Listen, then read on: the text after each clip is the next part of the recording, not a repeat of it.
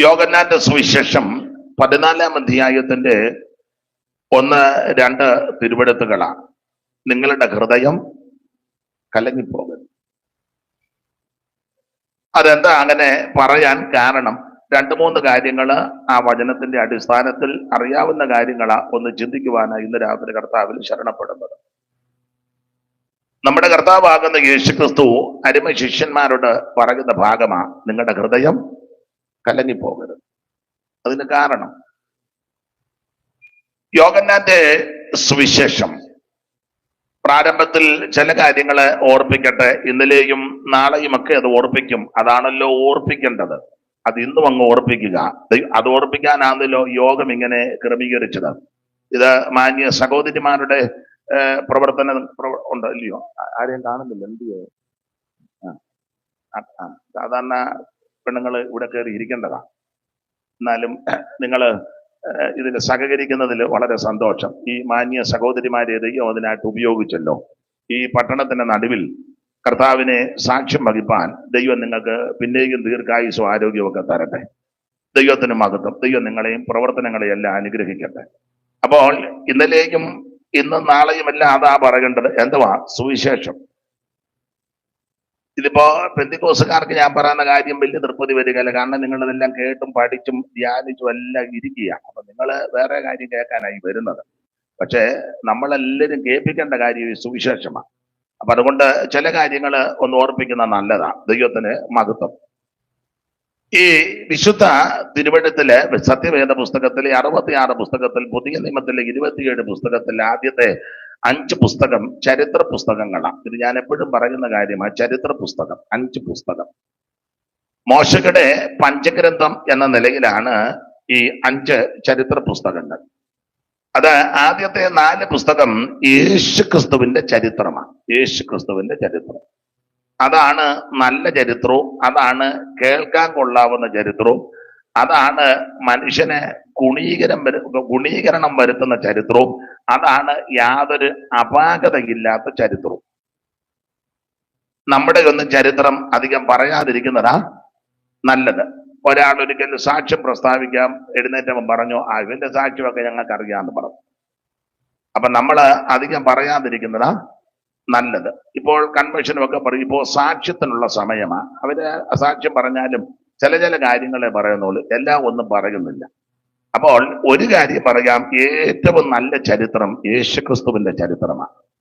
ആർക്കും കേൾക്കാവുന്ന, എല്ലാവരും കേട്ടിരിക്കാവുന്ന, ആർക്കും മറ്റ് പ്രയാസമൊന്നും വരുത്താത്ത, അപാകതയില്ലാത്ത, ന്യൂനതകളില്ലാത്ത, പോരായ്മകളില്ലാത്ത ഏറ്റവും നല്ല ചരിത്രമാണ് യേശുക്രിസ്തുവിന്റെ ചരിത്രം. യേശുക്രിസ്തു ഒരു വിഭാഗത്തിന്റെ മതത്തിന്റെ സംഘടനയുടെ ആളല്ല. അവിടുന്ന് മുഴു ലോകത്തിന്റെയും ദൈവമാണ്. അതുകൊണ്ട് ഒരു പ്രത്യേക വിഭാഗക്കാരുടെ ആളല്ല യേശു. കത്തോലിക്കര് ചിലപ്പോൾ ചിന്തിക്കും ഞങ്ങളുടെ സ്വന്തമായ യേശു അല്ല. യാക്കോബായ, ഓർത്തഡോക്സ്, കനാനായ കാത്തലിക്സ് അങ്ങനെയുള്ളവരൊക്കെ ഉണ്ട്. അവർ ചിന്തിക്കുന്നത് അവരുടെ സ്വന്തമായ യേശു എന്ന്. മാത്രമല്ല മാർത്തോമക്കാരും മറ്റ് ഇതര സഭക്കാരുണ്ട്. CMS, CSI, ഇവാഞ്ചലിക്കല്, സാൽവേഷൻ ആർമി, ഇങ്ങനെയുള്ള ആൾക്കാർ ചിന്തിക്കുന്നത് ഇവരുടെ സ്വന്തമായ യേശു. അതിലൊക്കെ ഉപരി ബ്രദറുകാര് പറയുന്നത് വചനമെല്ലാം അടുക്കടുക്കായിട്ട് പറഞ്ഞുകൊണ്ട് ഞങ്ങളുടെ ആളാ യേശു, കാരണം ഞങ്ങളെ പോലെ വചനം അറിയാവുന്നൊരു വേറെ ഇല്ല. അങ്ങനെ ചില ചിന്തകളൊക്കെ ചിലർക്കുണ്ട്. അപ്പോൾ അവര് പറയുന്നത് യേശുവിനെ പറ്റി ഞങ്ങൾ ഇതുപോലെ അടുക്കടുക്കായിട്ടാ പറയുന്നത്, പഠിപ്പിക്കുന്നത്, പ്രസംഗിക്കുന്നത്. അപ്പൊ ഞങ്ങളുടെ സ്വന്തമാ അല്ല. പെന്തിക്കോസുകാര് പറയുന്നത് യേശുവിനെ ആർക്കും വിട്ടുകൊടുക്കുകയില്ല, ഞങ്ങളുടെ ആളാ യേശു, ഇവനെല്ലാം ചുമ്മാ കിടന്ന് ശബ്ദം ഉണ്ടാക്കുക, യേശു ഞങ്ങളുടെ ആണ് പെന്തിക്കോസുകാരുടെ വാദം. ഒരു കാര്യം പറയാ, ഇവരുടെ ആരുടെയും സ്വന്തം യേശു അവൻ മുഴു ലോകത്തിന്റെയും ദൈവമാണ്. ഏത് വിഭാഗത്തിൽപ്പെട്ട, ഏത് കുലത്തിലും കുടുംബത്തിലും നിറത്തിലും നിലവാരത്തിൽപ്പെട്ടവർക്കും യേശുവിനെ അറിയുന്നതിനും ആരാധിക്കുന്നതിനും സേവിക്കുന്നതിനും സ്നേഹിക്കുന്നതിനും ഒരു തടസ്സവുമില്ല. യേശുക്രിസ്തു മുഴു ലോകത്തിന്റെയും ദൈവമാണ്. അപ്പോൾ യേശുക്രിസ്തുവിന്റെ ചരിത്രമാണ് ആദ്യത്തെ 4 പുസ്തകങ്ങൾ. മത്തായി സുവിശേഷം, മർക്കോസിന്റെ സുവിശേഷം, ലൂക്കോസിന്റെ സുവിശേഷം, യോഹന്നാന്റെ സുവിശേഷം. ഞാന് ഒരു ഹൈന്ദവ പശ്ചാത്തലത്തിൽ നിന്നാണ് ഈ മാർഗത്തിൽ വന്നത്. അപ്പോൾ അന്ന് ധരിച്ചു വെച്ചത്, ഈ ആരംഭത്തിൽ ഈ വേദപുസ്തകമൊക്കെ വായിച്ചപ്പോൾ ആദ്യം ചിന്തിച്ചത് 4 സുവിശേഷം ഉണ്ടായിരുന്നെന്ന. 4 സുവിശേഷം. എന്നാൽ പിന്നീട് മനസ്സിലായി സുവിശേഷം 4 ഇല്ല, സുവിശേഷം 1 ഉള്ളൂ. അത് യേശുക്രിസ്തുവാണ്. ദൈവത്തിന്റെ മഹത്വം. സുവിശേഷം ഒന്നേ ഉള്ളൂ, നാലില്ല, അത് യേശു ക്രിസ്തുവാണ്. അപ്പോൾ ഇന്ന് രാത്രി ഓർപ്പിക്കട്ടെ, എന്താണ് സുവിശേഷം?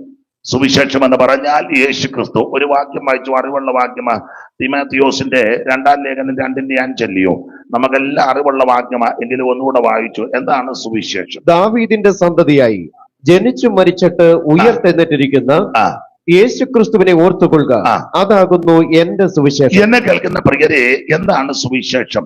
ആമേൻ. നസറായനാകുന്ന യേശു ക്രിസ്തു, അതാണ് സുവിശേഷം. എനിക്ക് മൈക്ക് ഒരു സുഖം വരുന്നില്ല, ഞാൻ അറിയത്തില്ല. അതാണ് ഇത് കേൾക്കുന്നില്ലയോ? എന്നാ അതാ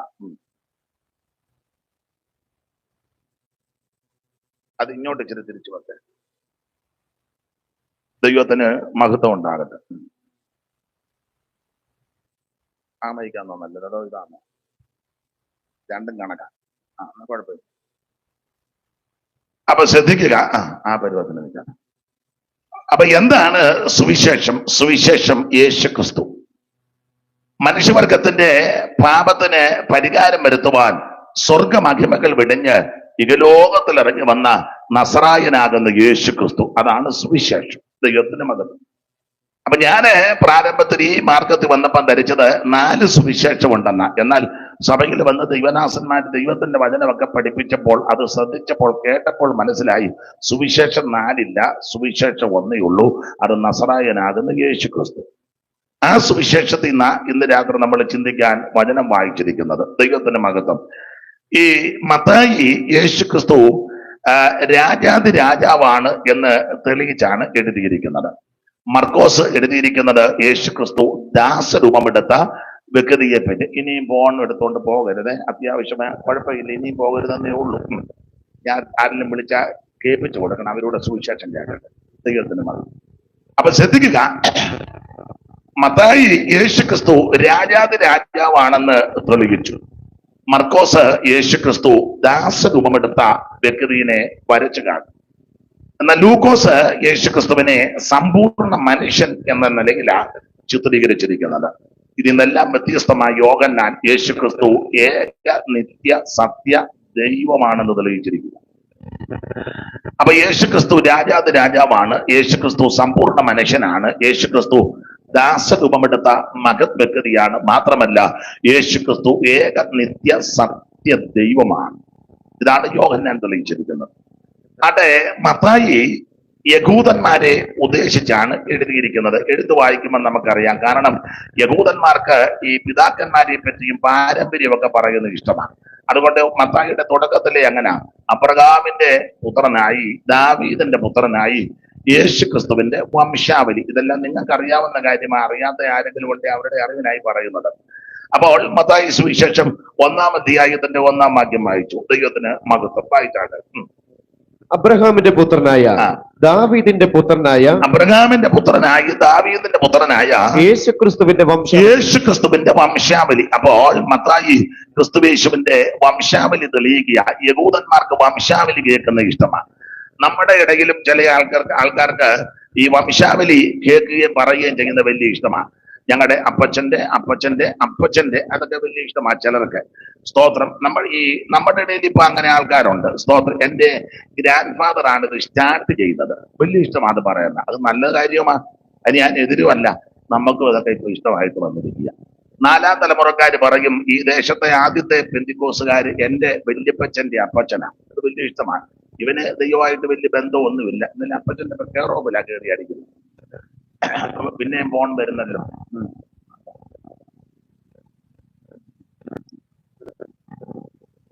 അപ്പൊ ശ്രദ്ധിക്കുക, യേശുക്രിസ്തുവിന്റെ വംശാവലി തെളിയിക്കുക. വംശാവലി, ദൈവത്തിന്റെ മഹത്വം.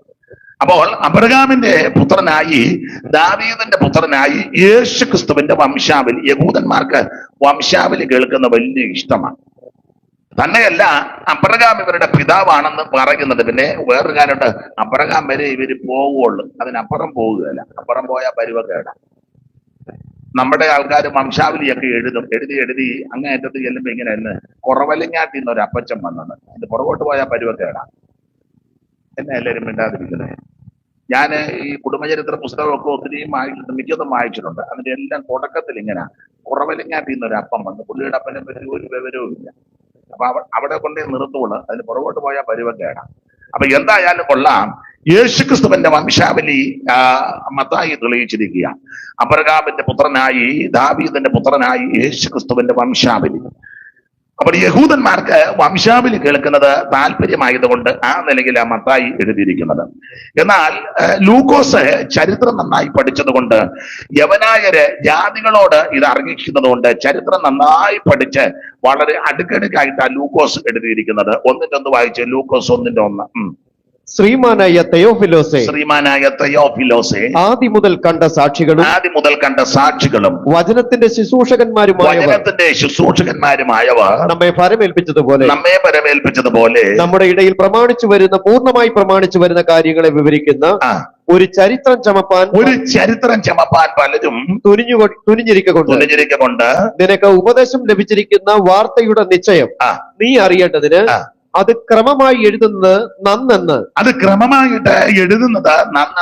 ആദ്യം മുതൽ സകലവും സൂക്ഷ്മമായി പരിശോധിച്ചിട്ട്. ശ്രദ്ധിക്കുക, ഈ വാക്യങ്ങൾ പഠിക്കുമ്പോൾ ലൂക്കോസ് വിദ്യാഭ്യാസമുള്ള ആളാണ്, ഡോക്ടറാ. അപ്പോൾ ചരിത്രം പഠിച്ചു, അത് ക്രമമായിട്ട് എഴുതി, അത് ആദ്യം മുതൽ പഠിച്ചു, പരിശോധിച്ചു, എല്ലാം നല്ല ഓർഡറിലാണ് ലൂക്കോസ് എഴുതിയിരിക്കുന്നത്. അപ്പൊ എഴുത്തിന്റെ ഉദ്ദേശം യേശുക്രിസ്തു മനുഷ്യപുത്രൻ എന്ന നിലയിലാണ് വരച്ചു കാട്ടിയിരിക്കുന്നത്. സമ്പൂർണ്ണ മനുഷ്യൻ, നല്ല മനുഷ്യൻ, ശ്രേഷ്ഠനായ മനുഷ്യൻ, അവൻ നമുക്ക് ഗുണപാഠങ്ങൾ തരുന്ന മനുഷ്യൻ, ഒത്തിരി കാര്യം പഠിക്കാൻ കൊള്ളാവുന്ന മനുഷ്യൻ, നല്ല മനുഷ്യനായിട്ട് യേശുവിനെ ചിത്രീകരിച്ചു. എന്നാൽ മർക്കോസ് ദാസരൂപമെടുത്ത ക്രിസ്തുവിനെയാണ് വെളിപ്പെടുത്തിയിരിക്കുന്നത്. ഈ ഭൂമിയിൽ ആമേൻ മനുഷ്യവർഗത്തെ രക്ഷിപ്പാൻ അവിടുന്ന് ദാസരൂപമെടുത്ത് ഈ ഭൂമിയിൽ വിളങ്ങിയ യേശുവിനെയാണ് മർക്കോസ് വെളിപ്പെടുത്തിയിരിക്കുന്നത്. അത് റോമാക്കാരെ ഉദ്ദേശിച്ചാണ് എഴുതിയിരിക്കുന്നത്. ലൂക്കോസ് യവനായരെ, ജാതികളെ ഉദ്ദേശിച്ച് എഴുതി. എന്നാൽ ഇതിനെല്ലാം വ്യത്യസ്തമാണ്. നമുക്കറിയാം യോഹന്നാന്റെ യോഹന്നാൻ എഴുതിയിരിക്കുന്നത് ദൈവസഭയെ ഉദ്ദേശിച്ചാണ് എഴുതിയിരിക്കുന്നത്. ദൈവസഭയ്ക്ക് ചരിത്രമല്ല പ്രധാന വിഷയം, ആമേൻ, അതുപോലെ തന്നെ പാരമ്പര്യവുമല്ല പ്രധാന വിഷയം. അത് തെറ്റാണെന്ന് പറയുന്നില്ല, പക്ഷേ ദൈവസഭയ്ക്ക് ആവശ്യം ദൈവത്തിന്റെ വചനമാണ്. അതുകൊണ്ട് ആ യോഹന്നാന്റെ എഴുത്തിന്റെ ആരംഭത്തിൽ തന്നെ വചനത്തെ കൂട്ടുപിടിച്ച വായിച്ച് 1:1. ആദിയിൽ വചനമുണ്ടായിരുന്നു, വചനം ദൈവത്തോടു കൂടെയായിരുന്നു. ആദിയിൽ വചനമുണ്ടായിരുന്നു, വചനം ദൈവത്തോടു കൂടെയായിരുന്നു, വചനം ദൈവമായിരുന്നു, വചനം ദൈവമായിരുന്നു. അപ്പൊ ശ്രദ്ധിക്കുക, യോഹന്നാൻ എഴുതിയത് ദൈവസഭയെ ഉദ്ദേശിച്ച. അതുകൊണ്ട് ദൈവസഭയ്ക്ക് ആവശ്യം ദൈവവചനമാണ്. ഇന്ന് രാത്രി എന്നെ കേൾക്കുന്ന പ്രിയപ്പെട്ടവരോട് ഓർപ്പിക്കട്ടെ, നമുക്ക് ആവശ്യം ദൈവത്തിന്റെ വചനമാണ്. ഈ ദൈവത്തിന്റെ വചനമാണ് നമ്മളെ ശുദ്ധീകരിക്കുന്നത്, ഗുണീകരിക്കുന്നത്, ക്രമീകരണത്തിലേക്ക് വരുത്തുന്നത്. നമുക്ക് ആശ്വാസവും അനുഗ്രഹവും വിടുതലും ഒക്കെ തരുന്നത് ദൈവത്തിന്റെ വചനമാണ്. ഇത് തേനിലും തേൻകട്ടകിലും മധുരമുള്ള വചനം, അല്പബുദ്ധിയെ ജ്ഞാനിയാക്കുന്ന വചനം, ഉലകിലേക്ക് ശുദ്ധി ചെയ്ത ദൈവത്തിന്റെ വചനം, ആമേൻ, വെള്ളിയുടെ കീടം മാറ്റുന്നത് പോലെ കീടം നീക്കിയ നിർമ്മല വചനം മാത്രമാണോ ഈ വചനം നമ്മുടെ അണ്ണാക്കിന്റെ മധുരമാണ്. ഇത് തേനിലും തേൻകട്ടകിലും മധുരമുള്ളതാ. ഇത് കാലിന് ദീപവും പാതയ്ക്ക് പരുവക്കേടാന്നല്ലോ. ആമേൻ, സ്തോത്രം. കാലിന് ദീപമാണ്, പാതയ്ക്ക് പ്രകാശമാണ്. പരുവക്കേടാ. അപ്പൊ ശ്രദ്ധിക്കുക, ഒരു കാര്യം പറയട്ടെ, ഈ വചനം അതിവേഗത്തിൽ ഓടുന്ന വചനമാണ്. ദൈവത്തിന്റെ മകത്ത് ദൈവത്തിന്റെ വചനം ഇരുവായ്ത്തലയുള്ള ഏത് വാളിനേക്കാളും മൂർച്ചയേറിയ വചനമാണ്. ഇത് ആത്മാവിനെയും പ്രാണനെയും സന്ധിമറ്റുകളെ വേറുപെട്ടിരിക്കും വരെ തുളച്ചു ചെല്ലുന്നതാ ദൈവത്തിന്റെ വചനം. യശയ്യാപ്രവചനത്തിൽ വായിക്കുന്നത്, എന്റെ വായിന്ന് പുറപ്പെടുന്ന എന്റെ വചനം വെറുതെ എന്റെ അടുക്ക വരത്തില്ല, ഞാൻ അയച്ച കാര്യം സാധിപ്പിക്കും, ഇഷ്ടമുള്ളതെല്ലാം നിവർത്തിക്കും. യിരെമ്യാപ്രവചനത്തിൽ വായിക്കുന്നത്, ഓവട്ട വചനം തീ പോലെയും പാറയെ തകർക്കുന്ന ചുറ്റുകയാ. അതുകൊണ്ട് ഇന്ന് രാത്രി എന്നെ കേൾക്കുന്ന പ്രിയരെ, സന്തോഷത്തോടെ പ്രത്യാശയോടെ വചനം അങ്ങോട്ട് കൈക്കൊണ്ട് വചനം ക്രിയ ചെയ്തുകൊണ്ടിരിക്കും. ഇന്ന് രാത്രി വചനം സൗഖ്യമാക്കുന്ന വചനമാ. അവൻ 107 സങ്കീർത്തനത്തിൽ വായിക്കുന്നത്, അവനവന്റെ വചനം അയച്ച് അവരെ സൗഖ്യമാക്കി. നമ്മുടെ കർത്താവ് ഒരിക്കൽ ഇങ്ങനെ തിരുവായി പഴിഞ്ഞു, ഇപ്പോൾ സംസാരിച്ച വചനം നിമിത്തം നിങ്ങൾ ശുദ്ധിയുള്ളവരാ. ഈ തിരുവചനം നിന്നെ ശുദ്ധീകരിക്കുന്നതാ, ഇത് ധൈര്യപ്പെടുത്തുന്നതാ, ഇത് വിടുതൽ തരുന്ന വചനമാ, ദൈവത്തിന്റെ മഹത്വം. അതുകൊണ്ട് ഈ വചനം സന്തോഷത്തോടെ കൈക്കൊള്ളണം. എങ്ങനെ പ്രസംഗിക്കണം, എങ്ങനെ കേൾക്കണം, രണ്ടും പുസ്തകത്തിലുണ്ട്. ഉപദേശിമാരെങ്ങനെ പ്രസംഗിക്കണം, കേൾക്കുന്നവര് എങ്ങനെ കേൾക്കണം. വായിച്ചേ, തെസ്സലോനിക്കർക്ക് എഴുതിയ 1-ാം ലേഖനം 1-ാം അധ്യായത്തിന്റെ 6-ാം വാക്യം. എങ്ങനെ കേൾക്കണം? ഇങ്ങനെയാണോ കേൾക്കുന്നത്, അതോ എങ്ങനെയാ കേൾക്കുന്നത്? അത് കേട്ടിട്ട് വായിക്കേ. തെസ്സലോനിക്കർക്ക് എഴുതിയ ബഹുകഷ്ടം സഹിക്കേണ്ടി വന്നിട്ടും ബഹുകഷ്ടം സഹിക്കേണ്ടി വന്നിട്ടും നിങ്ങൾ പരിശുദ്ധാത്മാവിന്റെ സന്തോഷത്തോടെ വചനം കൈക്കൊണ്ട് അങ്ങനെ കൈക്കൊള്ളണം. എല്ലാവരുടെയും കാര്യമാണ്. ബഹുകഷ്ടം സഹിക്കേണ്ടി വന്നിട്ട് നിങ്ങൾ പരിശുദ്ധാത്മാവിന്റെ സന്തോഷത്തോടെ അങ്ങനെ വേണം വചനം കൈക്കൊള്ളാൻ. ഇവിടെ അങ്ങനെ തന്നെ വേണം കൈക്കൊള്ളാൻ. ഇടയ്ക്കിടയ്ക്ക് ഇറങ്ങി ഓടരുത്, ഇങ്ങനെ കൈക്കൊള്ളണം. ഉറങ്ങരുത്. നല്ല അന്തരീക്ഷമായി, ഇപ്പം ചൂട് ഒന്നുമില്ല, ഉറങ്ങാൻ ഇച്ചിരി കാറ്റുമുണ്ട്, അങ്ങനല്ല കേൾക്കുന്നത്. ഇടയ്ക്കിടയ്ക്ക് മൊബൈൽ നോക്കിക്കൊണ്ടല്ല വചനം കേൾക്കുന്നത്. അടുത്തിരിക്കുന്ന പുള്ളി ഇടയ്ക്കിടയ്ക്ക് ഞോണ്ടി കിരണ്ടി അല്ല വചനം കേൾക്കുന്നത്. ബഹുകഷ്ടം സഹിക്കേണ്ടി വന്നിട്ടും നിങ്ങൾ പരിശുദ്ധാത്മാവിന്റെ സന്തോഷത്തോടെ വചനം കൈക്കൊണ്ടു. അങ്ങനെ വേണം വചനം കൈക്കൊള്ളാൻ. ഇവിടെ ഇരിക്കുന്ന എല്ലാവർക്കും വിവിധമാകുന്ന കഷ്ടങ്ങളും പ്രശ്നങ്ങളും ഉള്ളവരാ. അതെ, ഇരിപ്പ് കാണുമ്പോൾ അറിയാം. എന്നാലും ഇത്ര ദൂരമൊക്കെ യാത്ര ചെയ്ത് ഇവിടെ വന്ന് കുത്തിയിരിക്കുന്നല്ലോ വലിയ കാര്യം. ഇവിടെ ഇരിക്കുന്ന എല്ലാവർക്കും പല പ്രശ്നങ്ങളുള്ളവരാ. ഈ പിള്ളേർക്കുമൊക്കെ പ്രശ്നമുള്ളതാ. നിനക്ക് പ്രശ്നമില്ലേ? ഉണ്ട്, അവനും പ്രശ്നമുണ്ട്. മോക്ക് പ്രശ്നമൊന്നും ഇല്ലയോ? അവർക്ക് ഉണ്ട്. പിന്നെ അവള് ഫ്രണ്ടിൽ ഇരിക്കുക, പ്രശ്നമാണ്. ഇവിടെ ഇരിക്കുന്ന എല്ലാവർക്കും പ്രശ്നമാണ്. മറ്റേ പുള്ളി കൂടെ മൊബൈലുമായിട്ട് പോയത് പ്രശ്നം ഉള്ളത് കൊണ്ടാണ്. എല്ലാവർക്കും പ്രശ്നമാണ്. ഇതിലോട് ചോദിച്ചാൽ പറഞ്ഞു തരും. യോഗം കഴിഞ്ഞ് എന്നെ കൂടെ മുഴുവൻ പ്രശ്നമാണ്. എന്നെ ഇരുത്ത് കയറുന്നു ഇല്ലേ? പ്രശ്നമില്ലേ? ഉണ്ട്, എനിക്കറിയാം. പോക്ക് കണ്ടപ്പോഴേ എനിക്കറിയാം പ്രശ്നമാണെന്ന് എനിക്ക് മനസ്സിലായി. അപ്പൊ ഇവിടെ വന്നിരിക്കുന്ന സകല ആൾക്കാർക്കും പ്രശ്നമുള്ളത് ഒന്നല്ലെങ്കിൽ മറ്റൊരു വിഷയം എല്ലാവർക്കും ഉണ്ട്. ബഹുകഷ്ടം ഒരു വിധത്തിലല്ല, പല വിധത്തിൽ. മൈക്കിൾ സെറ്റോബ്രെ മോന്റെ പേരെന്നാ? വില്യം. നല്ല പേരാ. പ്രശ്നമില്ലേ? സത്യം പറയലേ? ഉണ്ട്. പുള്ളി ഇതെല്ലാം തിരിക്കുന്നെങ്കിലും പ്രശ്നത്തിന്റെ നടുവില. അപ്പൊ ഇവിടെ ഇരിക്കുന്ന എല്ലാവരും പ്രശ്നമുള്ളവരാ. സ്തോത്രം. മഞ്ഞക്കാരിക്ക് പ്രശ്നമില്ലേ മോളെ? ഒക്കെ ഉണ്ട്. അവള് നാഗം കടിക്കുന്ന പ്രശ്നം കൂടുതലാണ്. ഞാൻ കണ്ടു. ടെൻഷൻ കൂടുമ്പോഴാണല്ലോ പ്രശ്നമുണ്ട്. അപ്പൊ ചുരുക്കി പറഞ്ഞാൽ ഇവിടെ വന്നിട്ടുള്ള സകല ആൾക്കാരും പ്രശ്നമുള്ളവരാ. ഒന്നല്ലെങ്കിൽ മറ്റൊരു കഷ്ടങ്ങൾ, മറ്റൊരു പ്രശ്നമുള്ളവരാ. പക്ഷേ അതൊക്കെ നമുക്കുണ്ടെങ്കിലും. മാത്യു സാറാണോ ഇരിക്കുന്നത്? അല്ലേ?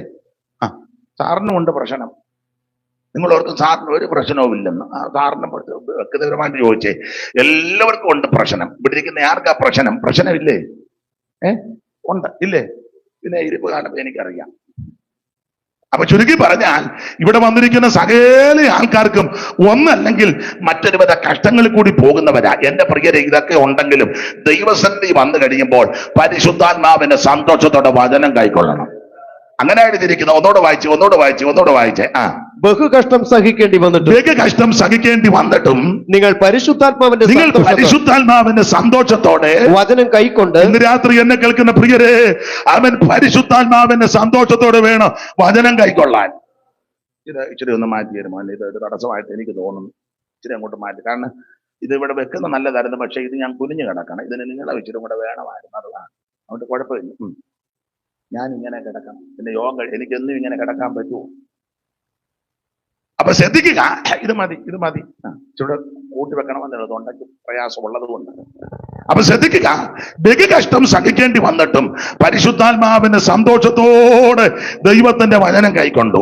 ഇന്ന് രാത്രി ഇവിടെ കൂടപ്പെട്ട ഒന്നല്ലെങ്കിൽ മറ്റൊരു വിഷയത്തിൽ പ്രശ്നകലുഷിതമായ അന്തരീക്ഷങ്ങളിൽ കൂടി പോകുന്നവരാ എന്നെ കേൾക്കുന്നതിൽ സിംഹഭാഗം ആൾക്കാർ. പക്ഷെ അതെല്ലാം അങ്ങോട്ട് മാറ്റി വെച്ചേച്ച് ഇന്ന് രാത്രി അവൻ ബഹുകഷ്ടമൊക്കെ ഉണ്ടെങ്കിലും പരിശുദ്ധാത്മാവിന്റെ സന്തോഷത്തോടെ ഈ വചനമൊന്ന് കൈക്കൊണ്ട് നിനക്കും നിന്റെ കുടുംബത്തിനും പ്രിയപ്പെട്ടവർക്കും വിടുതല. ഹല്ലേലൂയ. അപ്പം ബഹുകഷ്ടം സഹിക്കേണ്ടി വന്നിട്ടും പരിശുദ്ധാത്മാവിന്റെ സന്തോഷത്തോടെ വചനം കൈക്കൊണ്ടു. അപ്പൊ ഈ വചനം പറയുന്നവരെങ്ങനെ ആയിരിക്കണം? അതിനുകൊണ്ട് പ്രമാണം. 5-ാം വാക്യം വായിച്ചേ. 5-ാം വാക്യം. ആ അധ്യായത്തിന്റെ 5-ാം വാക്യം. ഞങ്ങളുടെ സുവിശേഷം വചനമായി മാത്രമല്ല. ഞങ്ങളുടെ സുവിശേഷം കുറെ വാക്യം മാത്രം പറയല്ല.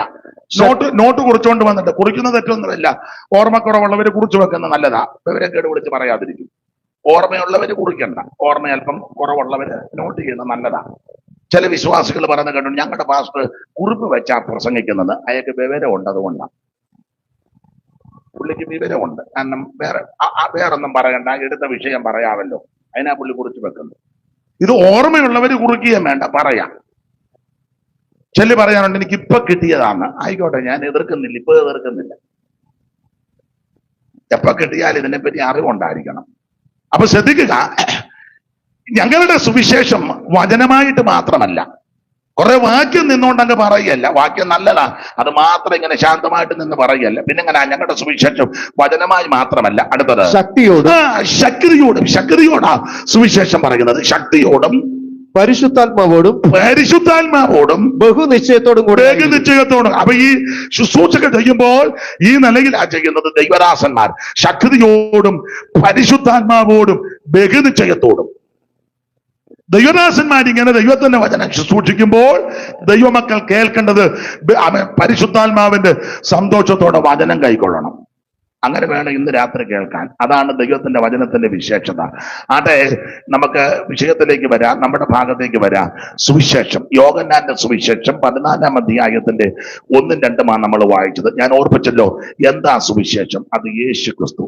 ഓടിച്ചു പറയാം, എന്തിനാ സുവിശേഷം? ഇത് ഞാൻ എല്ലായിടത്തും പറയുന്ന കാര്യമാണ്. അതെന്താന്ന് ചോദിച്ചാൽ, എല്ലായിടത്തും ഈ സുവിശേഷ യോഗത്തിനാ വിളിക്കുന്നത്. ഇന്ന് സുവിശേഷ യോഗത്തിന് വിളിച്ചേച്ച് നാളെ വേറെ യോഗത്തിനല്ല, എന്നും സുവിശേഷ യോഗമാണ്. അതുകൊണ്ട് ഇത് ആദ്യം അല്പം പറഞ്ഞേച്ചേ എടുത്ത വിഷയത്തോട് വരുവുള്ളൂ. ഇത് പറയണമല്ലോ, ഇത് പറയാനാണല്ലോ ഈ സഹോദരിമാരും പ്രിയപ്പെട്ടവരും ബന്ധപ്പെട്ട് ഇത് ക്രമീകരിച്ചത്. ഇത് പറയാതെ പോകാനും ഒക്കത്തില്ല. അപ്പോൾ എന്താ സുവിശേഷം? അത് മനസ്സിലാകുന്ന ഭാഷയല്ല ഞാൻ പറയുന്നത്. ഇവിടെ ഇരിക്കുന്ന എല്ലാവർക്കും മോക്ക് മനസ്സിലാകുന്നുണ്ടോ മോളെ? എന്തുവാ സുവിശേഷം? എഴുന്നേറ്റ് നിന്ന് പറഞ്ഞു, എന്തുവാ സുവിശേഷം? പുറത്തെ പറ, ഒറ്റ വാക്കി പറഞ്ഞാൽ മതി.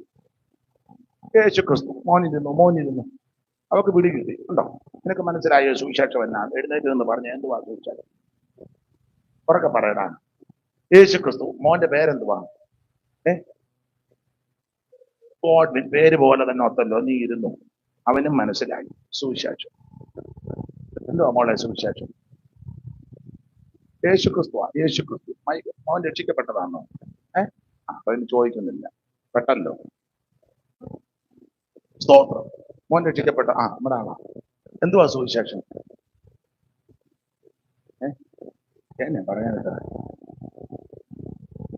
അപ്പൊ എല്ലാവർക്കും മനസ്സിലാകണം. എന്റെ രീതി അങ്ങനെ ഇരിക്കുന്ന എല്ലാവർക്കും മനസ്സിലാകണം. ദൂരെ നിന്നാരും കേൾക്കുന്നെങ്കിൽ അവർക്ക് മനസ്സിലാകണം. അതിനായി പറഞ്ഞു തരുന്നത്. അപ്പൊ എന്താണ് സുവിശേഷം? അത് നസറയനാകുന്ന യേശു ക്രിസ്തു. അത് അല്പം വിസ്തരിച്ചതായോ തിമോഥെയോസിന്റെ 2-ാം ലേഖനം 2 ദാവീദിന്റെ സന്തതിയായി ജനിച്ച് മരിച്ചിട്ട് ഉയർത്തെഴുന്നേറ്റ യേശു ക്രിസ്തുവിനെ ഓർത്തുകൊള്ളുവീൻ. അതാണ് സുവിശേഷം. യേശു ക്രിസ്തു ഉയർത്തു, ജീവിക്കുന്നു, പരലോകത്തിൽ ജീവിക്കുന്നു. യേശു ക്രിസ്തു ഉയർത്തു, ജീവിക്കും, പരലോകത്തിൽ ജീവിക്കുന്നു.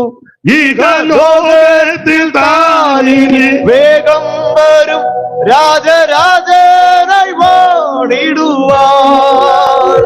ഹല്ലേലൂയ, ജയം ഹല്ലേലൂയ, യേശു കർത്താവ് ജീവിക്കുന്നു. കരമുയർത്തി ദൈവത്തിന് മഹിമ കൊടുക്കാം. ഹല്ലേലൂയ, ജയം ഹല്ലേലൂയ, സുവിശേഷം. യേശു കർത്താവ് ജീവിക്കുന്നു. ഒന്നും കാണുന്നില്ല. അപ്പൊ ശ്രദ്ധിക്കുക, എന്താണ് സുവിശേഷം? സുവിശേഷം യേശു ക്രിസ്തു, നസറായനാകുന്ന യേശു ക്രിസ്തു. മാനവകുലത്തിന്റെ പാപത്തിന്റെ പരിഹാരം വരുത്തുവാൻ സ്വർഗ മഹിമകൾ വെടിഞ്ഞ് ഈ താണലോകത്തിലേക്ക് ഇറങ്ങി വന്ന നസറായനാകുന്ന യേശു ക്രിസ്തു. ഫിലിപ്പിയാലേഖനം മനപാഠമാണല്ലോ നിങ്ങൾക്കല്ല. അവൻ ദൈവരൂപത്തിലിരിക്കെ ദൈവത്തോടുള്ള സമത്വം മുറുകെ പിടിച്ചു കൊള്ളേണമെന്ന് വിചാരിക്കാതെ ദാസരൂപമെടുത്ത് വേഷത്തിൽ മനുഷ്യനായി തന്നെത്താൻ താഴ്ത്തി മരണത്തോളം, ക്രൂശിന്റെ മരണത്തോളം അനുസരണമുള്ളവനായി തീർന്ന നസറായനാകുന്ന യേശു ക്രിസ്തു. അതാ സുവിശേഷം. അതാ സുവിശേഷം, യേശു ക്രിസ്തു. ഇനി എന്തിനാ ഈ സുവിശേഷം? എന്തിനാ സുവിശേഷം? എന്തിനാ? സ്വോത്രകാഴ്ച എടുക്കാനാണോ? അല്ല, അതിനല്ല. സുവിശേഷം എന്തിനാ? എല്ലാവർക്കും വീട് വെച്ച് കൊടുക്കാനാണോ? അല്ല, അതൊക്കെ നല്ല കാര്യമാണ്, വെച്ച് കൊടുത്തോണം, സാവകാശമുണ്ട്. സുവിശേഷം എന്തിനാ? തയ്യൽ മെഷീൻ കൊടുക്കാനാണോ? പെണ്ണുങ്ങൾക്കൊന്നും ഒരു ജോലിയില്ല, എന്നാ ഓരോ മെഷീൻ മേടിച്ചു കൊടുത്തൊക്കെ അവിടെ തയ്ച്ചോണ്ടിരുന്നോളും. അല്ല. സുവിശേഷം എന്തിനാ? വസ്തു മേടിച്ചിടാനാണോ? അല്ല, അങ്ങനെ മേടിച്ചിടുന്നവര് കാണും. ഉണ്ട്, പൊളിക്കുന്നു. ഉണ്ട്.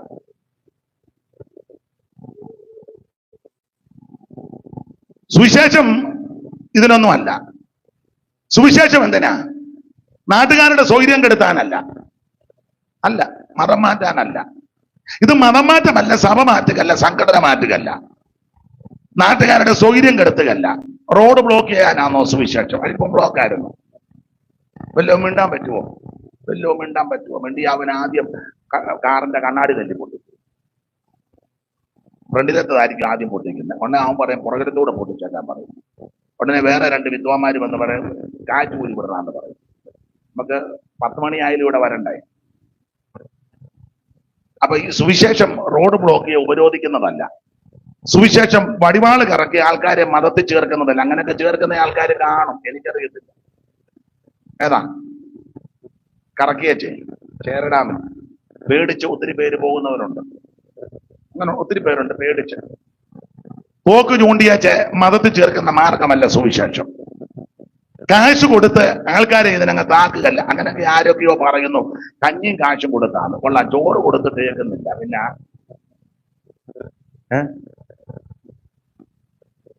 കഞ്ഞി കൊടുക്കുക. ഇപ്പൊ ആർക്കാ കഞ്ഞി? ഓ, ചോറും നല്ല കറിയൊക്കെ കൊടുത്തിട്ട് കേൾക്കുന്നില്ല. ഇത് കാശ് കൊടുത്ത് ചേർക്കുന്ന മാർഗമല്ല. കഞ്ഞി കൊടുത്ത ആളിനെ കൂട്ടുകയല്ല. സ്തോത്രം. കഞ്ഞി കൊടുത്ത ആളിനെ കഞ്ഞി ഞങ്ങളാ കൊടുക്കുന്നത്, നിങ്ങളൊന്ന് ബിരിയാണി കൊടുക്കുന്നു. ഇത് കഞ്ഞി കൊടുത്ത് ചേർക്കുകയല്ല, മറ്റുള്ളവരുടെ സൗകര്യം കെടുത്തുകയല്ല, ഭീഷണിയുടെ മാർഗമല്ല. സുവിശേഷം എന്തിനാ?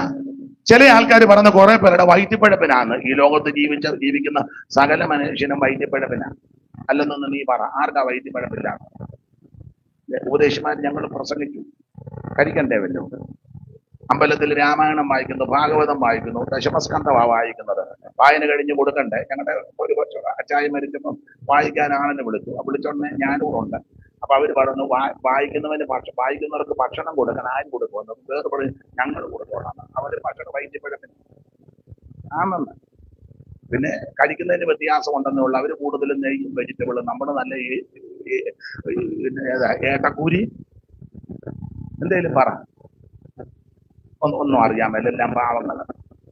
അവര് ചീരയും ഓമയ്ക്കായും വഴുതനങ്ങായും വെണ്ടയ്ക്കായും വെജിറ്റബിള് പിന്നെ നെയ്യുമൊക്കെ കാണും, തൈര് സാധമൊക്കെ കാണും. നമുക്കതൊന്നും ഏക്കുകയല്ല. ഇരിപ്പ് കാണുമ്പോൾ അറിയാം, ഏക്കത്തില്ല. മാസത്തിന് എന്നാലും നമ്മുടെ മൂക്കിൽ മണം പിടിക്കുക എന്നതാണ്. അടുത്തിരിക്കുന്നതിന് പാസ് ചെയ്യും, ബിരിയാണിയാണെന്നാ തോന്നുന്നു. എന്നാ തീർന്നേച്ചേ പോകുന്നു. എല്ലാരും വയറ്റിപ്പഴപ്പനാ ഇവിടെ ഇരിക്കുന്ന സകല മനുഷ്യരും. അപ്പോൾ ഇത് ചില ആൾക്കാർ പറയുന്ന വയറ്റിപ്പഴപ്പനാന്ന് അല്ല. വേറെ ചില ആൾക്കാർ ധരിച്ചു വച്ചേക്കുന്നത് പറയുന്നത് കേട്ടിട്ടുണ്ട്, ജോലിയും കൂലിയും ഇല്ലാത്ത കുറെ അവന്മാരുണ്ടെന്ന്. അങ്ങനെ ഉണ്ട്. മാത്യു സാറിനെ പോലുള്ളവരൊക്കെ നല്ല വിദ്യാഭ്യാസവും വിവരവും. അദ്ദേഹത്തിന്റെ പിതാവ് എഴുതിയ പാട്ട് ഇപ്പോഴും നമ്മൾ പാടുന്ന നല്ല പ്രസിദ്ധമായ പാട്ടുകളാണ്, നല്ല പാട്ടാണ്. ഇപ്പോഴൊക്കെ പട്ടുപാട്ട് പോലൊന്നുമല്ല, നല്ല ഒന്നാന്തരം പാട്ടാണ്. അതിപ്പം പിള്ളേർക്കാർക്കും അത് താല്പര്യവും ഇല്ല. നല്ല പാട്ടുകളാണ്. അപ്പൊ ചുരുക്കി പറഞ്ഞാൽ ഇത് വൈദ്യപ്പിഴപ്പിന്റെ മാർഗമല്ല. എന്തിനായി സുവിശേഷം? സുവിശേഷം എന്തിനു ചോദിച്ചാൽ ഒറ്റ വാക്കിൽ മറുപടി പറയാം, സകല മനുഷ്യരും രക്ഷപ്പെടാൻ. ലോകത്തിലുള്ള സകല മാനവരാശിയും രക്ഷപ്പെടാൻ ഒരേ ഒരു മാർഗം, ഒരേ ഒരു വഴി, ഒരേ ഒരു വാതിൽ, ഒരേ ഒരു വ്യക്തി, നസറായനാകുന്ന യേശുക്രിസ്തു. അറിവുള്ള വാക്യമാ വായിച്ചോ. തീത്തോസ് 2:11 മുതൽ വായിച്ചോ. തീത്തോസ് 2:11 മുതൽ വായിര്. ദൈവത്തിന്റെ മഹത്വം ഉണ്ടാകട്ടെ. സകല മനുഷ്യർക്കും രക്ഷാകരമായ ദൈവകൃപ, സകല മനുഷ്യർക്കും രക്ഷാകരമായ ദൈവകൃപ ഉദിച്ചുവല്ലോ. നാം ഭാഗ്യകരമായ പ്രത്യാശയ്ക്കായിട്ടും മഹാദൈവവും നമ്മുടെ രക്ഷിതാവുമായ യേശു ക്രിസ്തുവിന്റെ തേജസ്സിന്റെ പ്രത്യക്ഷതയ്ക്കായിട്ട് കാത്തുകൊണ്ട് ഭക്തികേടും പ്രപഞ്ചമോഹങ്ങളും വർദ്ധിച്ചിട്ട് ഈ ലോകത്തിൽ സുബോധത്തോടും നീതിയോടും ദൈവഭക്തിയോടും കൂടെ ജീവിച്ചു പോരേണ്ടതിന് അത് നമ്മെ ശിക്ഷിച്ചു വളർത്തുന്ന ഒറ്റവാക്കി പറഞ്ഞാൽ എന്തിനാ സുവിശേഷം? സകല മനുഷ്യരും രക്ഷപ്പെടാൻ. 5 പൈസ മുടക്കണ്ട, കാശ് മുടക്കണ്ട, മൈൽ നടക്കണ്ട, ഇത് ചുമ്മയ്ക്കൊണ്ട് അങ്ങോട്ടും ഇങ്ങോട്ടും ഒന്നും പോകണ്ട, ഒന്നും ചുമ്മുകയും വേണ്ട. പിന്നെ ആർക്കും ആരോഗ്യം ഉണ്ടെങ്കിൽ വേറെ പുസ്തകം എടുത്തുകൊണ്ട് വന്നാൽ മതി. ലോകത്തിന് സ്തോത്രം. വേറെ ഒന്നും കൈ വേണ്ട, ഒന്നും വേണ്ട. എന്നാൽ മറ്റ് സ്ഥലങ്ങളിലും ഇടങ്ങളിലും അടുക്കലൊക്കെ ചെല്ലുമ്പോൾ ലിസ്റ്റ് തരും, ഇന്ന സാധനമൊക്കെ കൊണ്ടുവരണമെന്ന്. മതങ്ങൾ അങ്ങനെ പഠിപ്പിക്കുന്നത്. അത് കൊണ്ടുപോവാ, ഇത് കൊണ്ടുപോവാ, അത് കൊണ്ടുപോവാ, ഇത് കൊണ്ടുപോവാ, ഇത് കൊടുത്തിട്ടൊന്നും ബോധിക്കുന്നില്ല. ഇല്ല. എന്നാൽ സുവിശേഷം ഒന്നും കൊണ്ടുവരാൻ പറയുന്നില്ല. സുവിശേഷം നിനക്ക് അങ്ങോട്ട് തരിക. എന്തുവാ തരുന്നത്? അവൻ ജീവനുള്ള ദൈവത്തെ. മതങ്ങള്, എല്ലാ മതങ്ങളും കൊണ്ടുവാ കൊണ്ടുവാ കൊണ്ടുവാ കൊണ്ടുവാ കീശ വീർപ്പിക്കുക. പക്ഷെ സുവിശേഷം കൊണ്ടുവാ എന്നല്ല പറഞ്ഞത്. സുവിശേഷം നിനക്ക് തരുവാ. ആരെയാ? നസറയനാകുന്ന യേശുവിനെ. എന്തിനാ? നീ രക്ഷപ്പെടാൻ. എന്തിനാ? നിനക്ക് ആശ്വാസം ഉണ്ടാകാൻ. എന്തിനാ? നീ വിടുതൽ പ്രാപിക്കുവാൻ. ഇന്ന് രാത്രി ആ യേശുവിനെയാ ഇവിടെ വെളിപ്പെടുത്തുന്നത്. മറ്റൊരുത്തനും രക്ഷയില്ല. നാം രക്ഷിക്കപ്പെടുവാൻ ആകാശത്തിന് കീഴിൽ മനുഷ്യരുടെ ഇടയിൽ ഭൂമിക്ക് മുകളിൽ നൽകപ്പെട്ട ഒരേ ഒരു നാമം, അത് നസറായനാകുന്ന യേശു ക്രിസ്തുവിന്റെ പരിശുദ്ധ നാമം. രോഗികൾ സൗഖ്യമാകുന്ന നാമം, ഭൂതങ്ങൾ വിട്ടുപോകുന്ന നാമം, പുതുഭാഷകൾ ജനം സംസാരിക്കുന്ന നാമം, അത്ഭുതങ്ങൾ നടക്കുന്ന നാമം, മുടന്തര് നടക്കുന്ന നാമം, ജഗടർക്ക് കേൾവി കൊടുക്കുന്ന നാമം, ഊമരെ സംസാരിപ്പിക്കുന്ന നാമം, മരിച്ചവരെ ഉയർപ്പിക്കുന്ന നാമം, കുഷ്ഠരോഗിയെ ശുദ്ധമാക്കിയ നാമം, എല്ലാ നാമത്തിലും മേലായ നാമം. സ്വർലോകരുടെയും ഭൂലോകരുടെയും അധോലോകരുടെ മുഴങ്കാലുകൾ മടക്കുന്ന മുഴങ്കാലുകൾ മടക്കി വിറയ്ക്കുന്ന പരിശുദ്ധ നാമമാണ് യേശുവിന്റെ നാമം. അതാണ് സുവിശേഷം. അപ്പൊ ശ്രദ്ധിക്കുക, എന്താ സുവിശേഷം? സുവിശേഷം യേശു ക്രിസ്തു. എന്തിനാ സുവിശേഷം? സകല മനുഷ്യരും രക്ഷപ്പെടാൻ. എന്നെ കേൾക്കുന്ന എല്ലാവരും രക്ഷപ്പെടണം. കേൾക്കുന്നവര് മാത്രമല്ല, ഈ പട്ടണത്തിൽ വ്യാപാരം ചെയ്യുന്നവർ, വാഹനം ഓടിക്കുന്നവർ, മറ്റ് ബിസിനസ്സുകളിലൊക്കെ ഏർപ്പെട്ടിരിക്കുന്നവർ, എല്ലാവരും ഒന്നും കേൾക്കുന്നില്ല. പക്ഷെ ഇതെല്ലാവരും രക്ഷപ്പെടണം. സ്തോത്രം. എന്താ സുവിശേഷം? യേശു ക്രിസ്തു. എന്തിനാ സുവിശേഷം? സകല മനുഷ്യരും രക്ഷപ്പെടാൻ. ഇനി ഇതെല്ലാം അറിവുള്ള കാര്യമാണ്. ആരാ ഇത് കേൾക്കേണ്ടത്? സുവിശേഷം ആരാ കേൾക്കണ്ടേ? വായിച്ചേ, 49 സങ്കീർത്തനത്തിന്റെ 1 വാക്യം. ഇതെല്ലാം അറിവുള്ള വാക്യമായെങ്കിലും വായിച്ചു.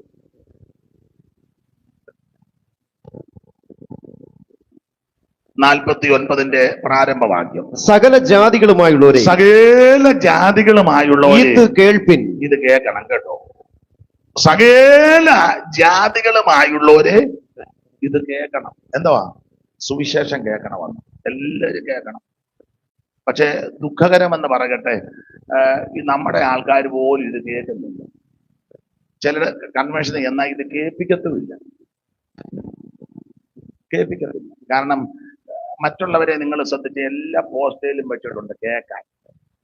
കണ്ടിട്ടില്ലേ? യാത്ര ചെയ്തു പോകുമ്പോൾ എല്ലാ പോസ്റ്റേലും ഈയിടെ ഞാൻ കണ്ട് ചെറിയ കോളാമ്പി, കുഞ്ഞതാ കേട്ടോ, കുഞ്ഞതാ.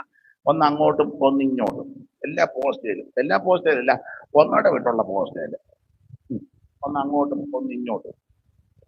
അത് 3-4 കിലോമീറ്റർ വരെ വെച്ചിരിക്കുക. അവര് കേൾപ്പിക്കുന്നുണ്ട്. നമ്മുടെ ആൾക്കാർ കേൾപ്പിക്കുകയല്ല. നമ്മുടെ ആൾക്കാർ അതൊന്നും ചെയ്യത്തില്ല. ആകെ കൂടെ 2 എണ്ണമാണ് വെച്ചേക്കുന്നത്. അതും ആ കൊച്ചനോട് തർക്കിച്ചായിരിക്കും. കാത്തുപിടികേടാണ്. എത്ര വേണം? ഇത്ര വേണം, അത്ര ഒന്നും നോക്കത്തില്ല. ഞങ്ങൾ സാധുക്കളാണ് നടത്തുന്നത്. അപ്പൊ പറഞ്ഞു, നിങ്ങളോട് പറഞ്ഞു കാണാൻ സാധ്യത ഉണ്ട്. എന്നാ പറഞ്ഞു, സാധു ആണെങ്കിലും അമ്മാമ്മേ ഇത് ശബ്ദം കേൾക്കണ്ട. ഞങ്ങള് മോനെ 3-4 സഹോദരിമാര് ചേർന്ന് നടത്തുന്നതാണ്. അതുകൊണ്ട് ഇവിടെ അവൻ ആകെ 2 എണ്ണം കൊണ്ടുവന്നുള്ളൂ. അവന്റെയും കുഴപ്പമല്ല. ഇത് ചെലവില്ലേ? ഉണ്ട്, ചെലവുണ്ട്. മിക്ക ഇടങ്ങളിലും ചെല്ലുമ്പോ അങ്ങനെ വെളിയിലോട്ട് വെക്കത്തില്ല. അകത്ത് തന്നെ അത്ര നല്ലതല്ല. അല്ലേരിയ എന്ന് പറയുമ്പോൾ പുറകെ അളിയാന്നാ കേൾക്കുന്നത്. ആ പരുവത്തിനായി ഇത് വെച്ചേക്കുന്നത്. കേൾപ്പിക്കത്തില്ല. തന്നെയല്ല ഇത് ഒന്നും മിക്കയിടത്തും ശരിയല്ല. പക്ഷെ എനിക്ക് ഒരു കാര്യത്തില് അഭിമാനം.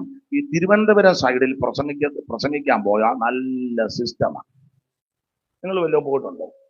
ഇല്ലേ? ഒന്ന് പോകണം. ചുമ്മാ ഇരിക്കുകയല്ലേ. വല്ലപ്പോഴും ഒന്ന് പോകുന്ന നല്ലതാണ്. തിരുവനന്തപുരം സൈഡില് അവിടെയുള്ള അനേക ദൈവമക്കളെ അറിയാം. അവരെല്ലാം നിങ്ങളെ പോലൊക്കെ സാധുക്കളാ. പക്ഷെ നല്ല സിസ്റ്റം കൊണ്ടുവെക്കും. എന്തിനാണെന്നറിയാവോ? കേൾപ്പിക്കാൻ. 2-3 കിലോമീറ്റർ അവിടെ ചെല്ലുമ്പോഴേ കേൾക്കാം യോഗത്തെ പറ്റി. നല്ല ക്ലിയറായിട്ട് കേൾക്കാം. ലൈറ്റും ഒക്കെ ഇണക്കി. വഴിയും തെറ്റുകയല്ല. ഇത് നമ്മൾ അടുത്ത് വരുമ്പോ തന്നെ തെറ്റുക. എവിടാ? ഒന്നും കേൾക്കാൻ മേലല്ലോ. അപ്പൊ പാസ്റ്റർ എവിടാ നിൽക്കുന്നത്? ഞാൻ തേണ്ടി വിടാം. അയ്യോ, തെക്കോട്ട് നോക്കിക്കേ. ഓ, ഇതായിരുന്നോ? മനസ്സിലായില്ല. ഇവിടുത്തെ കാര്യമല്ല. ഇവിടെ കൃത്യമായിട്ട് വെളിയിൽ നിന്ന് എന്നെ കണ്ടു. ചിലയിടങ്ങളിൽ ചെല്ലുമ്പോഴേ കേൾപ്പിക്കുകയല്ല.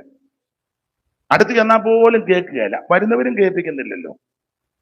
പക്ഷെ അവിടെ ചെന്നാ ദൂരെ കേൾക്കാം, വഴിയും തെറ്റുകയല്ല. ഒരു 3 കിലോമീറ്റർ ചെല്ലുമ്പോഴേ ലൈറ്റും ഒക്കെ ഇട്ട് കേൾപ്പിച്ചുകൊണ്ടിരിക്കുക. നമ്മൾ കേട്ടോണ്ട് അങ്ങോട്ട് പോകുന്ന പാട്ടുമൊക്കെ കേട്ടോണ്ട്, വഴിയും തെറ്റത്തില്ല. തന്നെയല്ല നമുക്ക് നല്ല ഒരു അന്തരീക്ഷമാണ്. പക്ഷെ ഈ സെൻട്രൽ ട്രാവൻകൂറിൽ നമ്മുടെ ഏരിയയായി കേൾപ്പിക്കത്തില്ല. ഒരു സ്ഥലത്തല്ല, മിക്കടത്തും ഇതൊക്കെ തന്നെ കേൾപ്പിക്കുകയല്ല. തന്നെയല്ല, ചെല്ലുമ്പോഴേ പറയും 9 ആകുമ്പോൾ നിർത്തിയേക്കണമെന്ന്. 9 ഇന്നോട് ഇപ്പൊ പറഞ്ഞു 10 ആയാലും നിർത്തണ്ടെന്നാ. എന്ത് ചെയ്യാ, പറഞ്ഞ പുള്ളിയെ കാണുന്നതില്ല. പറഞ്ഞേച്ച് പുള്ളി പോയെന്ന് തോന്നുന്നു. പുറകിലുണ്ട്. ദൈവത്തിന് മകൻ 10 വരെ വേണ്ട, ഗുണമാകാനാന്നേ 9 ആകുമ്പോഴേ ഗുണമാകണം. എന്തിനാ വെറുതെ 10 വരെ ഇരുത്തുന്നത്? അപ്പൊ ശ്രദ്ധിക്കുക, ഇതെല്ലാവരും കേൾക്കണം. സകല ജാതികളുമായുള്ളവരെ സകല ജാതികളുമായുള്ളവരെ ഇത് കേൾപ്പി. ഇത് കേൾക്കണം. എന്തോ കേൾക്കണം? സുവിശേഷം കേൾക്കണം. അതിനാ ഇത് കേൾക്കാൻ കൊള്ളാവുന്നതാ. മറ്റു കാര്യമൊന്നും കേൾക്കാൻ കൊള്ളാവുന്നതല്ല. അപ്പനും അമ്മയും വല്യപ്പനും വല്യമ്മയും കൊച്ചുമക്കളും എല്ലാം കൂടി ഇരിക്കുമ്പോൾ കേൾക്കാൻ പറ്റുന്ന ഒന്നും അല്ല ഈ പറയുന്നത്. ഞാൻ എപ്പോഴും പറയും, പ്രായമുള്ളവർ പറയല്ലേ, എന്തുവാ എടി പിന്നെ മൂത്തവര് വർത്താനം പറയുന്നതിന്റെ കീഴേ കയറിയിരിക്കുന്നത്, എന്നാ കേൾക്കാനാ ഓ എന്ന് പറഞ്ഞാൽ മൂത്തവര് പറയുന്നതൊക്കെ അതറിയാം. കൊച്ചുങ്ങൾക്ക് കേൾക്കാൻ പറ്റാത്തതൊക്കെ മൂത്തവരിരുന്ന് മിണ്ടുന്നില്ല. അതാ പിള്ളേരുടെ കേൾക്കുന്നത്, എന്നാ കേൾക്കാണ്ടിരിക്കുക, പ്രായമുള്ളൊരു വർത്താനം പറയുന്നിട്ട് പോകും. അപ്പൊ പ്രായമുള്ളവരെല്ലാം പറയുന്നത് ഇത്ര ആവശ്യമില്ലാത്തായി പറയുന്നത്. പക്ഷെ ഇവിടെ എല്ലാവർക്കും വന്നിരുന്ന് കേൾക്കാം, മൂത്തവർക്കും കേൾക്കാം, ഇളയവർക്കും കേൾക്കാം, പിള്ളേർക്കും കേൾക്കത്ത്. കുഞ്ഞുങ്ങളൊക്കെ ഇരുന്ന് കേൾക്കുന്ന കണ്ടോ? മനസ്സിലാകുന്നില്ലയോ മോനെ? മനസ്സിലാകുന്നില്ലേ മോളെ? അതാ കേൾക്കാം. എല്ലാവർക്കും കേൾക്കാൻ പറ്റാവുന്ന, അത് വേറെ കേസാ, ഞാൻ കൈകാര്യം ചെയ്തോളാം, നിങ്ങൾ ഇങ്ങോട്ട് നോക്ക്. അപ്പൊ ശ്രദ്ധിക്കുക, എല്ലാവർക്കും കേൾക്കാൻ പറ്റാവുന്ന ഒന്നാണ് സുവിശേഷം. ദൈവത്തിന് മഹത്വം. അപ്പൊ എന്താണ് സുവിശേഷം? അത് നസറയനാകുന്ന യേശു ക്രിസ്തു. എന്തിനാ സുവിശേഷം? സകല മനുഷ്യരും രക്ഷപ്പെടാൻ.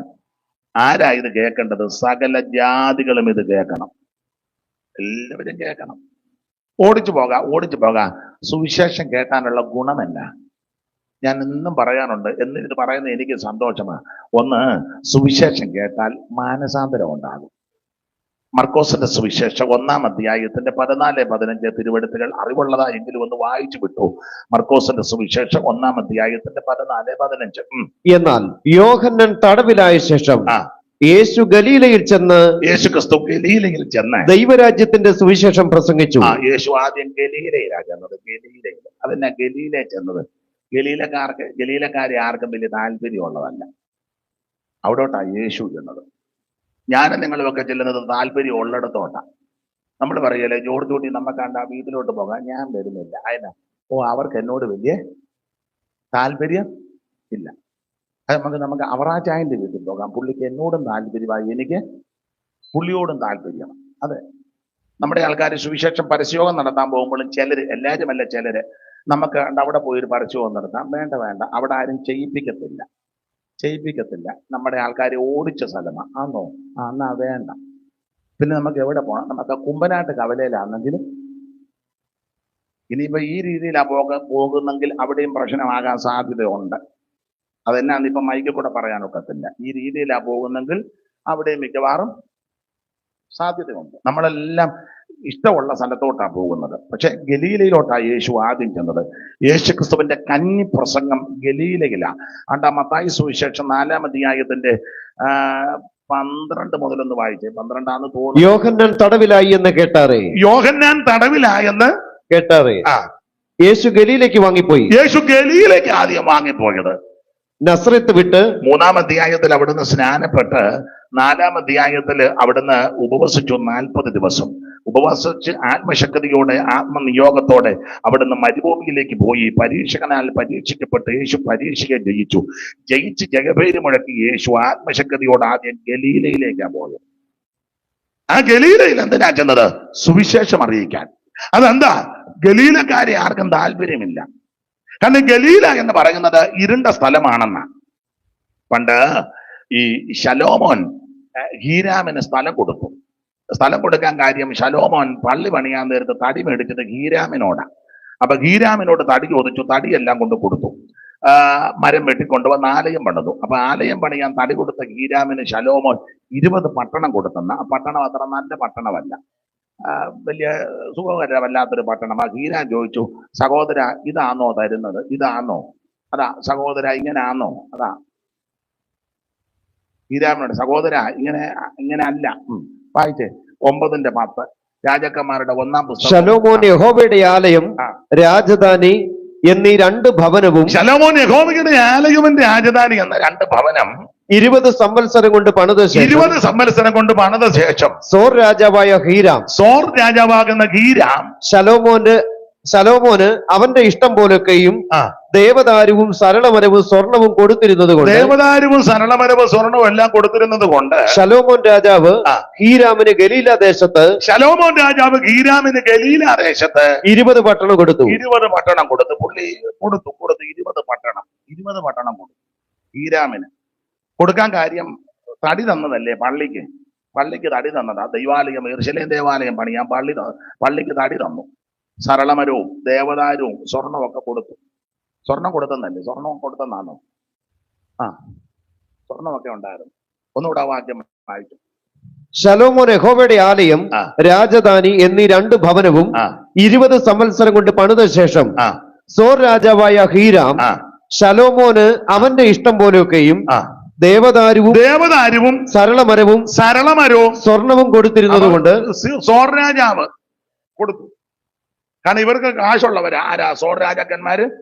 45-ാം സങ്കീർത്തനം നമ്മൾ വായിക്കുന്നത്, സോർ നിവാസികൾ ദേശത്തിലെ കല്യാണത്തിന് വായിച്ചു കേട്ടിട്ടില്ലേ? കല്യാണമൊന്നും ഈ ഏരിയയിൽ നടക്കുന്നില്ലായിരിക്കും. കല്യാണത്തിന് വായിക്കുന്നതാ. സോർ നിവാസികൾ ദേശത്തിലെ ധനവാന്മാർ, അവർ കാഴ്ചവെച്ച് മുഖപ്രസാദം തേടും. അന്തപുരത്തിലെ ഒരു വരി പാടട്ടെ. അന്തപുരത്തിലെ രാജ്ഞി ചന്തമേറും ശോഭമൂലം, അന്തപുരത്തിലെ രാജ്ഞി ചന്തമേറും ശോഭമൂലം, അന്തപുരത്തിലെ രാജ്ഞി ചന്തമേറും ശോഭമൂലം, അന്തപുരത്തിലെ രാജ്ഞി ചന്തമേറും ശോഭമൂലം. ഇവിടെ വായിക്കാൻ ഞാൻ അവസരം തന്നതാ. ഞാൻ വെള്ളം കുടിക്കാൻ പോകും.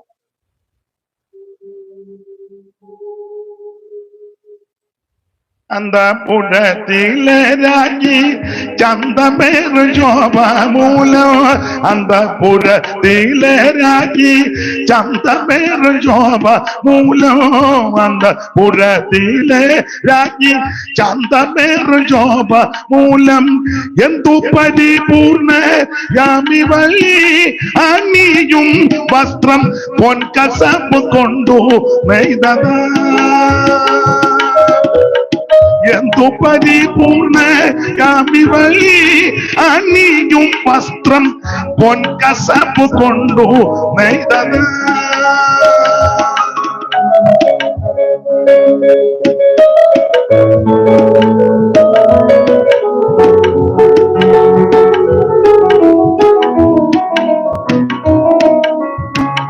മനസ്സുയരും നഗോ നന്മയേറും വചനത്താൽ, എൻ മനസ്സുയരും നഗോ നന്മയേറും വചനത്താൽ, എൻ മനസ്സുയരും നഗോ നന്മയേറും വചനത്താൽ. ചിന്മയരാജനെ കുറിച്ചു പാടിയ കഥ ചെമ്മയോടറിയിടുന്നു. ചിന്മയരാജനെ കുറിച്ചു പാടിയ കഥ ചെമ്മയോടറിയിടുന്നു.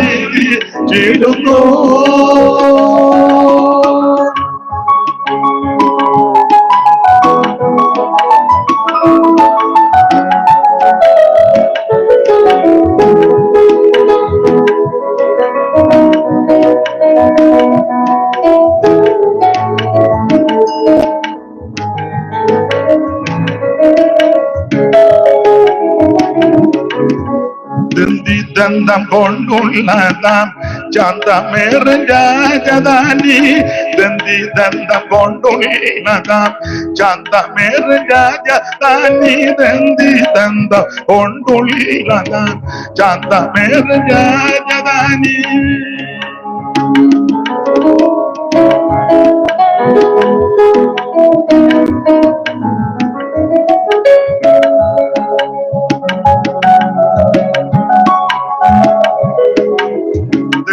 ദന്തം കൊണ്ടുള്ളതാം ചന്തമേറെ രാജധാനി ദന്തം കൊണ്ടുള്ളതാം ചന്തമേറെ രാജധാനി സ്വാതന്ത്രം വരൂ തുന്നല്ലോ നിന്നെ കനീശം കമ്പിവാദ്യങ്ങളിൽ നിൻ സ്വനം സാത്വബോധം വരൂ തുന്നല്ലോ നിന്നെ കനീശം കമ്പിവാദ്യങ്ങളിൽ നിൻ സ്വനം എൻ മനസ്സുയരുന്നതോ നന്മയേറും വചനത്താ എൻ മനസ്സുയരുന്നതോ നന്മയേറും വചനത്താൽ ചിന്മയേറുവനെ കുറിച്ചു പാടിയ കഥ ചെമ്മയോടറിയിടുന്നു ചിന്മയനെ കുറിച്ചു പാടിയ കഥ ചെമ്മയോടറിയിടുന്നു. അപ്പൊ ശ്രദ്ധിക്കുക, പള്ളി പണിയാനായിട്ട് ഹീരാം തടി കൊടുത്തു. അത് സരളമരവും ദേവദാരുവും സ്വർണവും. പള്ളി പണിയാനൊക്കെ വല്ലതും കൊടുക്കണേ. 5 ഏക്കറുള്ളവനും കൊടുക്കുന്നത് 5 സെന്റ് സ്ഥലമാ. 5 ഏക്കറുണ്ട്, കൊടുക്കുന്നത് എത്രയാ? മിണ്ടുന്നില്ല. അത് വഴിയില്ല. അത്യാവശ്യ കാര്യത്തിന് പോകണമെങ്കിൽ മറ്റവന്റെ പറമ്പിൽ പോകണം. മിണ്ടുന്നില്ലല്ലോ ആരും. എല്ലാരും അങ്ങോട്ട് പോകുന്നോണ്ട് ഇവിടെ കൊടുത്തിട്ട് വലിയ കാര്യമൊന്നും. നല്ല കാര്യം. 10 ഏക്കർ സ്ഥലമുള്ളവന് ഇരുന്ന് പ്രാർത്ഥിക്കുക, കർത്താവേ അത്ഭുതം ചെയ്യണമെന്ന്. എന്തുവാ? 10 സെന്റ് സ്ഥലം ഞങ്ങളുടെ സഭയ്ക്ക് തരണം. കാനഡയിലെ കറിയാച്ചനോട് ദൈവം ഇടപെടാൻ. ഇവന് 10 ഏക്കറുണ്ട്, അത് തൊടിയിക്കുകയല്ല. എന്നെ എല്ലാരും മിണ്ടാതിരിക്കുന്നത്? നന്നായിട്ട് കൊടുക്കണം, വല്ലു നല്ലതുപോലെ കൊടുക്കണം. അപ്പൊ ശ്രദ്ധിക്കുക, ഹീരാം തടി കൊടുത്തു. നല്ല തടിയാ കൊടുത്തത്. ഏതാ തടിയുടെ പേരെന്നാ? തടിയുടെ പേര് സരളമരം, ദേവദാരു. പണ്ടൊരാള് പറഞ്ഞു സരള മരം കൊടുത്തായിരുന്നു. അപ്പം വേറൊരാള് പറഞ്ഞു അവള് മരമേ കൊടുത്തോളൂ എന്ന് ചോദിച്ചു. അപ്പൊ സരളമരം കൊടുത്തു. പിന്നെ ദേവദാരു, സ്വർണവും. ദേവദാരു ഒക്കെ കൊടുക്കണം. എന്തിനാ നമ്മൾ കൊടുക്കും? ദേവദാരു പൂത്തെന്നും പറഞ്ഞ് പാടി നടക്കുക. ഒന്നും അറിയാൻ മേല. കോളേജിന്റെ സൈഡിൽ കൂടെ 4 മണി വിട്ട സമയത്ത് നീ പാടിയതാ? ഏതാ? ഒന്നും അറിയാൻ മേല. ദേവദാരു പൂതെന്ന്. ഇപ്പോഴല്ല, പണ്ട് പാടിയ കാര്യമാണ് ഞാനീ പറഞ്ഞത്. ഇപ്പൊ പിന്നെ വേറെ പാട്ടാ. സിയോൻ സഞ്ചാരി ഞാൻ. ആയിക്കോട്ടെ, അത് പാടുന്നുണ്ടേ കുഴപ്പമില്ല. അപ്പൊ ദേവദാരു കൊടുത്തു, സരളവൃക്ഷം കൊടുത്തു, പൊന്നുമൊക്കെ കൊടുത്തു. ഇതെല്ലാം കൊടുത്ത് ശലോമോൻ അതിന് പ്രതിഫലമായിട്ട് പുള്ളിക്ക് 20 പട്ടണം കൊടുത്തന്ന. ഒന്നുകൂടെ വായിച്ചു. ശലോമോൻ രാജാവ് ഹീരാമിന് ഗലീല ദേശത്ത് 20 പട്ടണം കൊടുത്തു. 20 പട്ടണം കൊടുത്തു. ശലോമോൻ ഹീരാമിന് കൊടുത്ത പട്ടണങ്ങളെ ഹീരാമിന് കൊടുത്ത പട്ടണം കാണേണ്ടതിന് അവൻ സോരിൽ നിന്ന് വന്നു. സോർ രാജാവ് അവിടുന്ന് ഇവിടെ വന്നു. എന്നാൽ അവന് ബോധിച്ചില്ല. ബോധിക്കാത്ത സ്ഥലമായി കൊടുത്തത്. ബോധിച്ചില്ല. ചിലര് കൊടുക്കും, ഗുണം വരികയല്ല. കൊടുത്തെന്ന് പേരും കിട്ടിയവന് ഗുണം വന്നോ? അതുമില്ല. ഇവര് പേരെടുക്കും. കൊടുത്തു വർഷങ്ങളായിട്ട് കൊടുത്തു. നല്ല കാര്യം. ചിലരെ ആഹാരം കൊടുക്കും, വയറ് നിറച്ച് കൊടുക്കുകയല്ല, കൊടുത്തെന്ന് പേരും. എനിക്കറിയാവുന്ന ഒരു വീടുണ്ടായിരുന്നു, കൊടുക്കുകയല്ല, കൊടുക്കും വയറ് നിറച്ച്. ഈ ആഹാരം വയറ് നിറച്ച് കൊടുക്കണം. ഒത്തിരി വിഭവങ്ങള് കൊടുക്കുന്നതല്ല വിഷയം. ചിലപ്പോൾ ഒരു ചമ്മന്തിയെ കാണുകയുള്ളു, മുളക് ഉടച്ചതായിരിക്കും, പക്ഷെ അത് വയറ് നിറച്ച് കൊടുക്കണം. ഇത് കൊടുത്തെന്ന് പേരും അവന് ഗുണം വന്നോ? അവൻ പിന്നെ നോക്കിയിരിക്കുക. ഇവരോട് ചോദിക്കുന്നുമില്ല. ഇല്ലെങ്കിൽ നമുക്കറിയാം ഇല്ലെന്ന്. ചിലരുണ്ടെങ്കിലും കൊടുക്കുകയല്ല. അങ്ങനെയുള്ള ധാരാളം ആൾക്കാരുണ്ട്. വയറ് നിറച്ച് കൊടുക്കണം. ആഹാരം കൊടുക്കുന്നത് ഒരു വലിയ അനുഗ്രഹമാണ്. അത് വയറ് നിറച്ചവർക്ക് കൊടുക്കണം. ദൈവത്തിന് മഹത്വം. ആഹാരം മാത്രം, അത് എന്ത് കൊടുത്താലും നല്ലത് കൊടുക്കണം. അതിന് ഏറ്റവും വലിയ തെളിവ് ആ സ്വർഗത്തിലെ ദൈവം മനുഷ്യവർഗത്തിന് കൊടുത്തു. എന്ത് കൊടുത്തു? ഏറ്റവും നല്ലവനായ തന്റെ പുത്രനെ കൊടുത്തു. അതാ നമ്മുടെ മാതൃക. ഏറ്റവും മെച്ചപ്പെട്ടത് ആ പുത്രൻ. ആ പുത്രനെ കൊടുത്തു. ഞാനും നിങ്ങളും ആർക്കെങ്കിലും എന്തെങ്കിലും കൊടുത്താൽ ഏറ്റവും നല്ലത് കൊടുക്കണം. കൂടെ ആരാധിക്കുന്ന സഹോദരിക്ക് വസ്ത്രമില്ല, ഒരു സാരി കൊടുത്താൽ നല്ല സാരി കൊടുക്കണം. അല്ല തട്ടി കീറിയതും തുമ്പ് കൂട്ടി തുന്നിയതും ഉറുമ്പരിച്ചത് ഇഷ്ടമില്ലാത്തതുമല്ല കൊടുക്കുന്നത്. അതെല്ലാം പൊതിഞ്ഞ് 5-6 കടലാസ് ഇട്ട് പൊതിഞ്ഞ്. കാരണം ഇവിടെ വെച്ച് എങ്ങും തുറന്ന് നോക്കരുത്. അതിനാ പൊതിഞ്ഞ് പൊതിഞ്ഞ് പൊതിഞ്ഞ് പൊതിഞ്ഞ് പൊതിഞ്ഞ് അവിടെ ചെന്നിച്ച് പൊതി അടിച്ചടിച്ച് ഊപ്പാട് വരിക. അങ്ങനല്ല, ഏറ്റവും നല്ലത് കൊടുക്കണം. എന്ത് കൊടുത്താലും കർത്താവിന്റെ വേലയ്ക്ക് കൊടുക്കുമ്പോഴും അങ്ങനെയൊക്കെ തന്നെ കൊടുക്കേണ്ടത്. അങ്ങനെ കൊടുത്തിട്ടുള്ളവർക്ക് ആർക്കും ഒരു ദോഷവും വന്നിട്ടില്ല. അവരുടെ സന്തതിയെ ദൈവം ഉയർത്തിയിട്ടുണ്ട്. അപ്പൊ ഹീരാമിന് ശലോമോൻ കൊടുത്തു 20 പട്ടണം. പക്ഷെ അത്ര നല്ലതല്ല. പട്ടണം കൊടുത്ത സ്ഥലം പട്ടണം കാണേണ്ടതിന് ഹീരാം വന്നു. അടുത്ത വാക്യം. എന്നാൽ അവന് ബോധിച്ചില്ല. എന്നാൽ അവന് ബോധിച്ചില്ല. ആർക്ക്? ഹീരാമിന് ബോധിച്ചില്ല. ബോധിക്കാത്തതായി കൊടുത്തത്. അടുത്തത്. സഹോദര, നീ എനിക്ക് തന്ന ഈ പട്ടണങ്ങൾ എന്ത്? എന്റെ സഹോദര, നീ എനിക്ക് തന്ന ഈ പട്ടണം എന്ത്? ഇതെന്തിനു കൊള്ളാം? കാരണം അങ്ങനത്തെ സ്ഥലമായി കൊടുത്തത്. ഇത് ഗലീല പ്രദേശമൊക്കെ ആയി കൊടുത്തത്. പിന്നീട് പഠിച്ചു വരുമ്പോൾ ഈ സ്ഥലത്തിന് വേറെയും കുഴപ്പടിയുണ്ട്. യെശയ്യാ പ്രവചനം 9-ാം അധ്യായം പഠിക്കുമ്പോൾ ഈ സ്ഥലത്തെ പറ്റി വായിക്കുന്നത് അന്ധകാരം നിറഞ്ഞ സ്ഥലമായിരുന്നുണ്ട്. വായിച്ച് 9-ന്റെ 1-ഉം 2-ഉം പെട്ടെന്ന് വായിച്ചു. എന്നാൽ കഷ്ടതയിലിരുന്ന ദേശത്തിന് തിമിരം നിൽക്കുകയില്ല. അപ്പൊ ഇത് കഷ്ടതയുടെ ദേശമാ, തിമിരമുള്ള ദേശം. അടുത്തത്. പണ്ട് അവിടുന്ന് സെബുലൂൻ ദേശത്തിനും നഫ്താലി ദേശത്തിനും ഹീനത വരുത്തിയെങ്കിലും സെബുലൂൻ ദേശത്തിനും നഫ്താലി ദേശത്തിനും ഹീനത വരുത്തിയെങ്കിലും പിന്നത്തേതിൽ അവൻ കടൽ വഴിയായി യോർദാൻ അക്കരെയുള്ള ജാതികളുടെ മണ്ഡലത്തിന് മഹത്വം വരുത്തും. ഇത് ജാതികളുടെ ഗലീല എന്നാ പറയുന്നത്. അടുത്തത്. പിന്നെ ഇരുട്ടിൽ നടന്ന ജനം വലിയൊരു വെളിച്ചം കണ്ടു. അന്ധതമസ്സുള്ള ദേശത്ത് പാർത്തവരുടെ മേൽ പ്രകാശം ശോഭിച്ചു. അത് എല്ലാ വാക്യങ്ങളും എല്ലാ ഭാഗവും എടുക്കുന്നില്ല. ഈ ദേശത്തിന്റെ കുഴപ്പടി അന്ധതമസ്സുള്ള ദേശം, ഇരുട്ടുള്ള ദേശം, അന്ധകാര നിബിഡമായ ദേശം, പ്രകാശമില്ലാത്ത ദേശം, തിമിരമുള്ള ദേശം, കഷ്ടതയുള്ള ദേശം. അതുകൊണ്ടാ ഹീരാൻ ചോദിച്ചത്, എന്തുവാ ഇതൊക്കെ തന്നു? ഹീരാമാരാ വലിയ ധനാഢ്യനാ, ശലോമോനാരാ ഇതുപോലെ ബുദ്ധിയുള്ളവൻ. ബുദ്ധി കൊണ്ടാ ഇങ്ങനെ കൊടുത്തത്. അപ്പം ചാകാൻ നേരത്ത് പറഞ്ഞു പോയി, നീ നല്ല ബുദ്ധിമാനല്ലേ എന്ന്. പുള്ളി അതിനെല്ലാം കൈകാര്യം ചെയ്യും. അപ്പൊ ശലോമോൻ ബുദ്ധിയോടെ പുള്ളിക്കിരിക്കട്ടെ. അങ്ങനെയൊക്കെ ഈ സ്ഥലം കൊടുത്തു. പക്ഷെ ഇത് ഹീനതയും അന്ധകാരവും തിമിരവും കഷ്ടതയും ഒക്കെയുള്ള വല്ലാത്ത സ്ഥലമാ ഈ ദേശം. പക്ഷേ നിങ്ങൾ ഒരു കാര്യം പഠിക്കണം, ആ ദേശത്തായിരുന്നു യേശുവിന്റെ ആദ്യത്തെ ശുശ്രൂഷ. ഗലീല സ്ഥലം. കാരണം ഇത് ഹീനതയുള്ള ദേശമാണ്. അതുകൊണ്ട് ആദിമ നൂറ്റാണ്ടിലെ അപ്പോസ്തലന്മാരെല്ലാം കൂടെ മാളികമുറി കൂടി 120 പേര് കൂടുന്ന സംഘം ആമേൻ ദൈവത്തെ മഹത്വപ്പെടുത്തി പരിശുദ്ധാത്മ നിറവിനായി കാത്തിരുന്നപ്പോൾ ഓരോരുത്തരുടെ മേൽ പരിശുദ്ധാത്മാവ് വന്നു. അന്യഭാഷ അവര് സംസാരിച്ചു. ആത്മാവ് ഉച്ചരിപ്പാൻ നൽകിയതുപോലെ അന്യഭാഷയൊക്കെ സംസാരിച്ചു. വൻ കാര്യങ്ങളായി ഇവർ പ്രസ്താവിക്കുന്നത്. 18 ഭാഷക്കാർക്കും പിടികിട്ടി. അവർക്കെല്ലാം പിടികിട്ടി ഇവർ പറയുന്ന കാര്യം. അപ്പൊ അവര് ചോദിച്ചൊരു പദമുണ്ട്, ഇവരെല്ലാം ഗലീലക്കാരല്ലേ എന്ന്. ഇവരെല്ലാവരും എന്ന് പറഞ്ഞാൽ ഗലീലക്കാർക്ക് വലിയ വിദ്യാഭ്യാസമില്ല, പക്ഷെ ഇവർ വെച്ചലക്കുന്ന അപൂർവമായ വൻകാര്യമാണ്. അപ്പൊ വന്നവര് പറഞ്ഞു ഇവരെല്ലാം ഗലീലക്കാരല്ലേ. സ്തോത്രം. അപ്പൊ ഗലീലക്കാരെ ആ വിധത്തിൽ താഴ്ത്തിക്കെട്ടിയാ കാണുന്നത്. പക്ഷെ യേശു ആദ്യം ചെന്നത് അങ്ങോട്ടാണ്. ഞാന് ഇങ്ങനെയാ പറയുന്നത്, നിങ്ങൾക്കും അറിവുള്ള കാര്യമാണ്. ഈ ഹീരാമിന്റെ ധനം കൊണ്ട് ഈ സ്ഥലം റെഡിയായില്ല. ശലോമോന്റെ ബുദ്ധി കൊണ്ടും ഈ സ്ഥലത്തിന് മെച്ചം വന്നില്ല. പക്ഷേ ശലോമോനിലും വലിയവനായവൻ, ദൈവാലയത്തെക്കാൾ വലിയവനായവൻ, യോനയിലും വലിയവനായവൻ, സ്വർഗത്തെക്കാൾ വലിയവനായവൻ വന്നപ്പോൾ ആ ഹീനത മുഴുവൻ മാറി. മാത്രമാണോ യേശുവിന്റെ അപ്പോസ്തലന്മാരിൽ പ്രധാനപ്പെട്ട ആൾക്കാരെല്ലാം ഗലീലക്കാരല്ലേ? കർത്താവ് ഗലീല കടപ്പുറത്തൂടെ നടക്കുമ്പോൾ, ഗലീല കടപ്പുറത്തൂടെ അങ്ങനെ ഗലീല കടപ്പുറത്തൂടെ നടന്നപ്പോൾ 2 പേര് വീശുന്നു. ആരൊക്കെയാണ്? പത്രോസും അവന്റെ സഹോദരൻ അന്ത്രയോസും 2 പേരുടെ വീശുന്നു ഗലീല കടപ്പുറത്ത്. ഏതാ?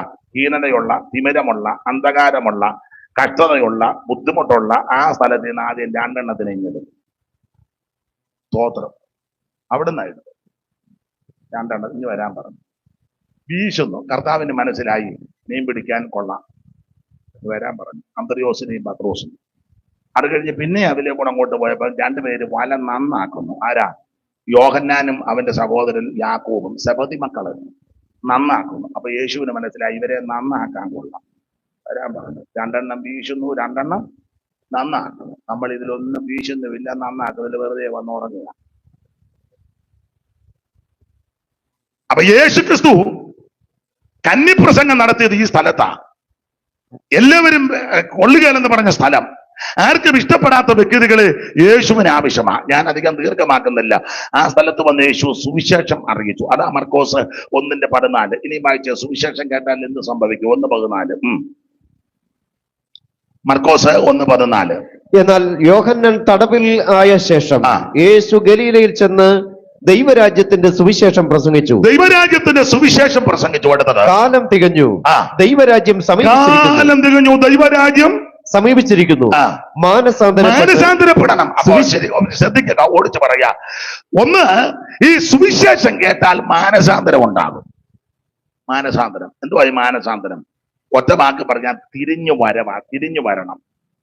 നേരത്തെ ചെയ്തതും പറഞ്ഞതും പ്രവർത്തിച്ചതും കാട്ടിക്കൂട്ടിയതൊന്നും ഇനി പാടില്ല. മാനസാന്തരപ്പെട്ട് കഴിക്കുമ്പോൾ ഒരു തിരിഞ്ഞു വരവാ. പഴയ വഴിയിൽ കൂടെ നടക്കരുത്, പഴയ വഴിയിൽ പോകരുത്, പണ്ടത്തെ കാര്യങ്ങളിലേക്കൊന്നും ഇനി ഇടപെടരുത്. നീ ഒരു പുതിയ വഴിയിലേക്ക് പ്രവേശിക്കുക. അതായി മാനസാന്തരം. എല്ലാം വിവരിക്കുന്നില്ല, വിസ്തരിക്കുന്നില്ല. ഇന്നലെ വന്ന കർത്തദാസൻ ചില കാര്യം പറഞ്ഞു കാണാം. നാളെ വരുന്ന പ്രഗത്ഭനായ കർത്തദാസൻ അദ്ദേഹവും പറഞ്ഞു.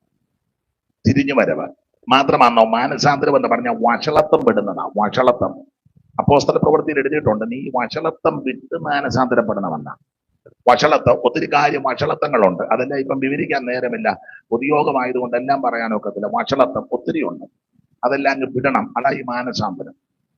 അപ്പൊ ഈ ഒന്ന്, സുവിശേഷം കേട്ടാൽ മാനസാന്തരം ഉണ്ടാകും. ഒരു തിരിഞ്ഞു വരവാ. പഴയ വഴിയിൽ കൂടെ പോകരുത്. ഞാൻ അധികം വിവരിക്കുന്നില്ല. 2, സുവിശേഷം കേട്ടാൽ സ്നാനം നടക്കും. യെരൂശലേം പള്ളിയിൽ പോയിച്ച് തിരിച്ചു വരിക. ഷണ്ണൻ തേരിനകത്തിരുന്ന് വായിക്കുക യെശയ്യാ പ്രവചനം 53. അപ്പം പീലിപ്പോച്ചനോട് പറഞ്ഞു, വേണ്ട അങ്ങോട്ട് എല്ലാം പറഞ്ഞു. ഗസയ്ക്കുള്ള നിർജ്ജന ദേശം ഓടി തേരിനോട് ചേർന്നു തേരെ കയറാൻ പറഞ്ഞ് കയറിയപ്പം പുള്ളി ഇരുന്ന് വായിച്ചോണ്ടിരിക്കുക. ഫേസ്ബുക്ക് ഒന്നുമല്ല, വേദപുസ്തകമാണെന്ന് എഴുതിയിട്ടില്ല, തോൽ ചുരുളാണ് തിരുവെടുത്ത് എഴുതിയത്. അപ്പൊ ചോദിച്ചു, എന്തുവാ വായിക്കുന്നത്? ദൈവവചനം. ഏത് ഭാഗമാണ്? 53 യെശയ്യാവ്. അതിലേത് വിഷയമാണ്? അറക്കാനുള്ള ആടെ പോലെ എണ്ണുന്ന ഭാഗമാണ്. ആരെ പറ്റിയാണ് എഴുതിയിരിക്കുന്നത്? വായിക്കുന്നുണ്ടല്ല ഉള്ളു. ചിലര് എന്നും വായിക്കും, ഒന്നും മനസ്സിലാകുന്നില്ല, എന്നും അങ്ങ് വായിക്കുക. ചിലർക്ക് വായനാ ഭാഗമുണ്ട്. സമയമാകുമ്പോൾ ഒരാളുണ്ട്, പുള്ളി വന്ന് വായനാ ഭാഗം തുറന്നങ്ങ് വായിക്കുക. ഇതെന്നാണ് പുള്ളിക്കും അറിയാൻ മേല, കേൾക്കുന്നവർക്കും അറിയാൻ മേല. ചിലർ ശ്രദ്ധിക്കത്തുമില്ല.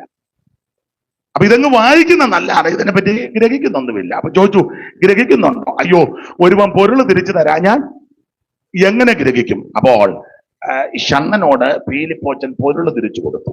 വായിച്ച ഭാഗം അവിടെ എഴുതിക്കുന്നത്, ആ വായിച്ച ഭാഗത്തിൽ നിന്ന് സുവിശേഷം പറഞ്ഞെന്ന 8-ാം അധ്യായത്തിന്റെ 35 മുതൽ വായിച്ചേ. ഫിലിപ്പോസ് ഈ തിരുവെഴുത്ത് ആധാരമാക്കി അവനോട് യേശുവിനെ കുറിച്ചുള്ള സുവിശേഷം അറിയിപ്പാൻ തുടങ്ങി. അപ്പൊ യേശുവിനെ കുറിച്ചുള്ള സുവിശേഷം ഫിലിപ്പോസ് ഷണ്ണനോട് സുവിശേഷം അറിയിച്ചു, യേശുവിനെ പറ്റി. അങ്ങനെ സുവിശേഷം അറിയിച്ച് ഈ തേരിൽ ഇങ്ങനെ മുൻപോട്ട് പോകുകയാ.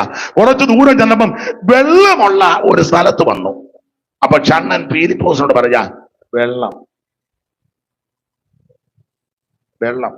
എന്നെ ദാഹിക്കുന്നു? അല്ലല്ല, സ്നാനപ്പെടണം.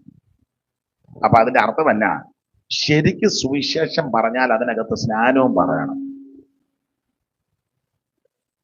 ആൾക്കാരെ എല്ലാം കൂടെ തട്ടിക്കൂട്ടി യേശു രക്ഷിക്കും, കൈ പൊക്ക, കാല് പൊക്ക, മുന്നോട്ട് വാ, സിസ്റ്റർക്ക് എന്തോ തോന്നുന്നു, ബ്രദറിന് എന്തോ സംഭവിച്ചു, ബ്രദറെ, അതൊക്കെ നല്ല കാര്യം. ഇത് മാത്രം പറയിപ്പിച്ച് വിട്ടാ പോരാ, ശരിക്ക് സ്നാനം പറയണം. സ്തോത്രം. ശരിക്ക് സുവിശേഷം പറയുന്നുണ്ടെങ്കിൽ സ്നാനമാ. പണ്ടത്തെ യോഗമൊക്കെ അങ്ങനെ, കൺവെൻഷനൊക്കെ അങ്ങനെ. സാധാരണ ദൈവദാസന്മാരെയൊക്കെ വിളിക്കുമ്പം തലേന്നും പിറ്റേന്നും ഒക്കെ വരുന്നൊരു ചോദിക്കും, ഇന്നലെ എന്തുവാ പറഞ്ഞെന്ന്. അപ്പൊ ആദ്യത്തെ ദിവസം വിളിക്കുന്ന ആള് മാനസാന്തരമായിരിക്കും മിക്കവാറും പ്രസംഗിക്കുന്നത്. 2-ാം ദിവസം വരുന്ന ആള് സ്നാനത്തെ പറ്റി പറയും. 3-ാം ദിവസം വരുന്ന ആൾ അഭിഷേകത്തെ പറ്റി പറയും. 4-ാം ദിവസം ഉണ്ടെങ്കിൽ വരുന്ന ആള് വേർപാടിനെ പറ്റി പറയും. പിന്നെ 5ഉം 6ഉം ഒക്കെ ഉണ്ടെങ്കിൽ മുഴുവൻ ഉപദേശ വിഷയങ്ങളാണ്. ഞാൻ ആ പണ്ടത്തെ യോഗം, ഇപ്പോഴത്തെ യോഗം എല്ലാവരും വിടുതൽ പറയും. 7 ദിവസവും വിടുതല. 1-ാം ദിവസം നേരെ നിന്ന് തങ്കയെ തള്ളി താഴെ ഇട്ടു. 2-ാം ദിവസം വന്ന പുള്ളി പറഞ്ഞു താഴെ വീടരുത്, ഒരു പരുവത്തിനെ ഇതിന് കൊടുക്കുന്നതാണ് നല്ലത്. 3-ാം ദിവസം വന്ന പുള്ളി പറഞ്ഞു ഇന്ന് രാത്രി ചിലതൊക്കെ നടക്കുമെന്ന്. ശരിയാ, കുറെ പേര് ഇടയ്ക്കിടയ്ക്ക് നടന്നു പോയി, കുറെ പേര് യോഗം കഴിഞ്ഞ് നടന്നുപോയി, ഒരു പുള്ളിയും നടന്നുപോയി. അതാ ചിലതൊക്കെ ഇന്ന് നടക്കും. വേറെ ചില പറഞ്ഞ എന്തെന്നില്ലാത്തൊരു സാന്നിധ്യം വന്നതുകൊണ്ട് എനിക്കൊന്നും മിണ്ടാൻ മേലെന്ന്. അങ്ങനെ ഉണ്ട്, എനിക്കൊന്നും മിണ്ടാൻ മേലെന്ന്. അപ്പൊ ഒരാൾ പറഞ്ഞു എനിക്കൊന്നും മിണ്ടാൻ മേല. ഞങ്ങളുടെ ഒരു അച്ചായൻ പറഞ്ഞു മിണ്ടുന്നവരവിടെ ഉണ്ടായിരുന്നില്ല, അവർക്ക് കൊടുക്കണ്ടായിരുന്നു. നീ മിണ്ടുന്നില്ലെന്ന് പറഞ്ഞ് മൈക്ക് പാട്ട് ഇങ്ങനെ നിൽക്കുകയും ചെയ്യാം, മിണ്ടുന്നവൻ അവിടെ വെറുതെ ഇരിക്കുകയും ചെയ്യാം. ഇതൊക്കെയാണ് ഇപ്പൊ നടക്കുന്നത്.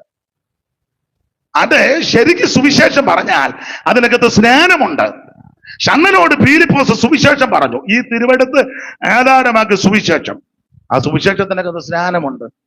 അതുകൊണ്ട് വെള്ളം കണ്ടപ്പം ഷണ്ണൻ പറഞ്ഞു എനിക്ക് സ്നാനപ്പെടണം. അന്ന് ആ മുക്കാൻ പറഞ്ഞില്ല, നീ വിശ്വസിക്കുന്നു. പ്രായമുള്ളവരെ മുക്കാൻ വ്യവസ്ഥയില്ല, പിള്ളേരെ മുക്കാനും വ്യവസ്ഥയില്ല, ഒറ്റ വ്യവസ്ഥയുള്ളൂ, വിശ്വസിക്കുന്നവരെ മുക്കണം. ഇത് വിശ്വസിക്കുന്നവരെയാ മുക്കേണ്ടത്.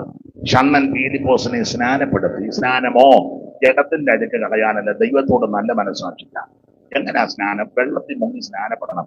അത് പിതാവിന്റെയും പുത്രന്റെയും പരിശുദ്ധാത്മാവിന്റെ, യേശുനാമത്തിലല്ല, പത്രോസിന്റെ നാമത്തിലുമല്ല, പൗലോസിന്റെ നാമത്തിലുമല്ല, സഭാപിതാക്കന്മാരുടെ നാമത്തിലൊന്നുമല്ല. യേശു വളരെ വ്യക്തമായിട്ട് പറഞ്ഞേച്ചാ പോയത്. കാരണം തെറ്റിക്കുമെന്ന് കർത്താവിനറിയാം. ഒത്തിരി വിദ്വാന്മാര് പിന്നെ വരും, തിയോളജിയന്മാര്, വലിയ വലിയ വകുപ്പ് പറഞ്ഞ ആൾക്കാർ വരും. യവന്മാര് വന്നിട്ട് കുഴയ്ക്കുമെന്ന് യേശുവിന് നല്ലതുപോലെ അറിയാം.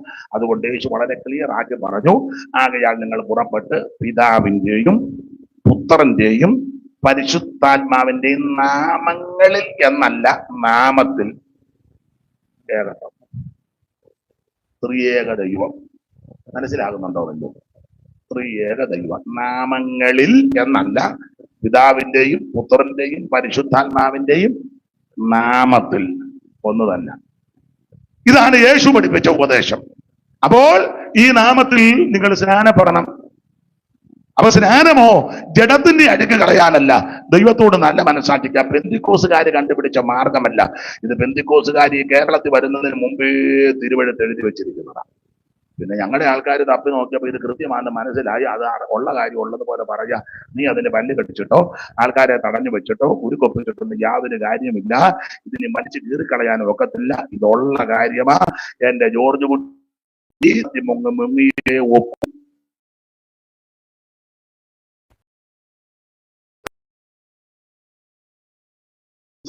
പരിശുദ്ധാത്മാവിന്റെ നാമം. അപ്പൊ ശരിക്കും സുവിശേഷം പറഞ്ഞാൽ സ്നാനമുണ്ട്. അപ്പൊ ഓടിച്ചു പറയാം, എന്താ സുവിശേഷം? യേശു ക്രിസ്തു. എന്തിനാ സുവിശേഷം? സകല മനുഷ്യനും രക്ഷപ്പെടാൻ. ആരാ സുവിശേഷം കേൾക്കണ്ടേ? സകല ജാതികളും കേൾക്കണം. കേട്ടാലുള്ള ഗുണമെന്ന അതാ പറഞ്ഞുകൊണ്ടിരിക്കുന്നത്. സുവിശേഷം കേട്ടാൽ 1 മാനസാന്തരം ഉണ്ടാകും, 2 സ്നാനം നടക്കും, സ്നാനപ്പെടണം. 3 സുവിശേഷം ശരിക്ക് കേട്ടാൽ, സുവിശേഷം വചനമാകട്ടോ. ആദിയിൽ വചനം ഉണ്ടായിരുന്നു, വചനം ദൈവത്തോടു കൂടിയായിരുന്നു, ആ വചനം ദൈവമാ. അതാ സുവിശേഷം. ഈ വചനം കേട്ടാൽ അഭിഷേകം പ്രാപിക്കും. നിന്നെന്നൊക്കെ ചിലര് പറയുന്നു. ഞാൻ തർക്കിക്കാനില്ല, എനിക്ക് നിന്നിട്ടില്ല. പുസ്തകത്തിൽ എനിക്ക് വന്ന് വാക്യവും ഇല്ല. ഇനി പിന്നെ എനിക്ക് ആരെയും വലിയ കാര്യവും ഇല്ല ആ വിഷയത്തിൽ. ശരിക്കും വചനം കേട്ട അഭിഷേകം വരും, തെളിവ്. കൊർന്നല്യോസ് വീട്ടിലോട്ട് പത്രോസിനെ കർത്താവ് അയക്കുക. പുള്ളി പോകുകയല്ല, അതിന് ആ തുപ്പട്ടി ഇറക്കി കാണിച്ചു. അപ്പൊ പുള്ളി പോയി. പുള്ളിക്ക് ഈ പെന്തിക്കോസൊക്കെ ആണെന്നിൽ ഇച്ചിരി തലക്കനമൊക്കെ ഉള്ള ആളാ. ഞങ്ങൾ ഇച്ചിരി കൂടിയതാ, അവരിച്ചിരി കുറഞ്ഞതാ. ഞങ്ങള് സിറിയനാണ്, മറ്റവന് കിറിയനാണ്. ഞങ്ങള് ഒറിജിനലാണ്, മറ്റവൻ ഇച്ചിരി മോശമാണ്. അങ്ങനെ നമ്മുടെ ആൾക്കാർക്കും ഉണ്ട്. ആ നോട്ടോ ഇരിപ്പും കാണുമ്പോൾ അറിയാം. സംസാരിക്കുമ്പോഴും ഒക്കെ അതിന്റെ ആ വെച്ചിരുത്തുണ്ട്. ഉണ്ട്. ഞാനൊരു സ്ഥലത്ത് യോഗത്തിന് ചെന്നപ്പോൾ ഞാൻ ചോദിച്ചു, ഇല്ല അവര് നിങ്ങളുടെ കൂടെ ഇല്ലയോ? ആ നമ്മുടെ കൂടെ. മറ്റേതാണ്.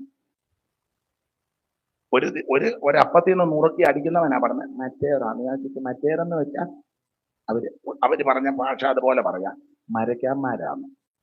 അങ്ങനുണ്ട്. എല്ലാം ഞായറാഴ്ച ഇരുന്ന് മറുഭാഷ പറഞ്ഞ് നല്ല കീച്ചുക. തമ്പേറൊക്കെ കമത്തിട്ട് അടിപ്പിച്ച് പേടിപ്പിക്കുക. എന്നാൽ ഇവന്റെ എല്ലാം ഉള്ളിൽ ഇരിക്കുക. മനസ്സിലാകുന്നില്ലായിരിക്കും, അല്ലയോ? എഴുന്നേറ്റ് പോകരുത്. നമുക്ക് എപ്പോഴാണ് യോഗം നടത്തണ്ടേ? അച്ചായൻ 10 വരെ പോകാണ്ട് പറഞ്ഞെങ്കിലും സമയം എന്ത് വായിക്കും? 9:15 9:30 നിർത്താം. മതി. ഗുണമാകാനാന്നേ അതൊക്കെ മതി. എന്തിനാ 10 മണി വരെ കിട്ടുന്നത്? സഹോദരിമാർ ചോദിക്കട്ടെ, 9:30 നിർത്തട്ടെ? അമ്മ അത് മൊത്തം വായിക്കാൻ തോന്നുന്നു. 9:30 നിർത്തട്ടെ. ദൂരെയൊക്കെ പോകേണ്ട വണ്ണപ്പുറത്ത് നിന്നൊക്കെ വന്നവർ കാണും. ആരെങ്കിലും വന്ന് കാണും ഓടുന്നത്. ദൂരെ നിന്നൊക്കെ വന്നവർ കാണും. വണ്ടി കിട്ടും. നിങ്ങൾ വണ്ടി കിട്ടിട്ടുണ്ടോ? ഇല്ല. അപ്പൊ പിന്നെ നേരത്തെ വിടാം. അപ്പൊ ശ്രദ്ധിക്കുക, ശരിക്ക് സുവിശേഷം കേട്ടാൽ സ്നാനം നടക്കും. ശരിക്ക് സുവിശേഷം കേട്ടാൽ അഭിഷേകം പ്രാപിക്കും. പത്രോസ് കൊർന്നല്യോസിന്റെ വീട്ടിൽ ചെന്നു. ഉടനെ കൊർന്നല്യോസ് പറഞ്ഞു, യോ വന്നത് ഉപകാരം. ഇവിടെ ചില ആൾക്കാരൊക്കെ പറഞ്ഞു, നീ വരികയല്ലെന്ന്, നീ അവിടൊക്കെ പോവുള്ളൂ, ഇവിടൊക്കെ വരികയല്ലെന്ന്.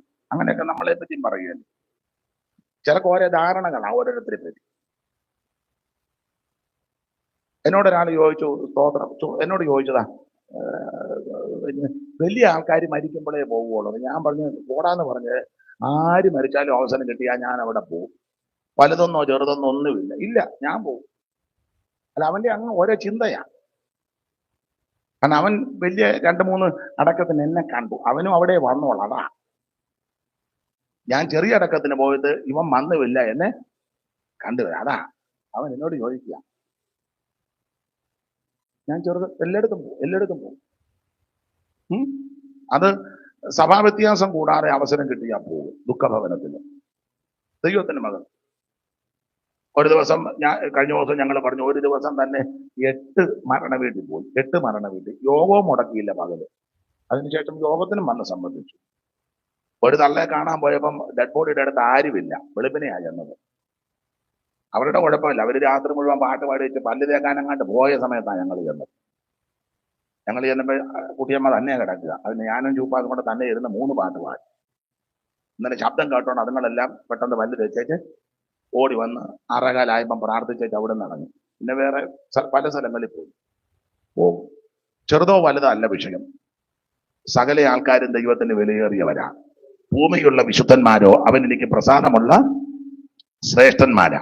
അപ്പൊ ശ്രദ്ധിക്കുക, പത്രോസ് ഇവിടെ ചെന്നപ്പോൾ കൊർന്നല്യോസ് പറഞ്ഞു, നീ വന്നത് ഉപകാരം, ഞങ്ങളെല്ലാം ഇവിടെ ഉണ്ട്.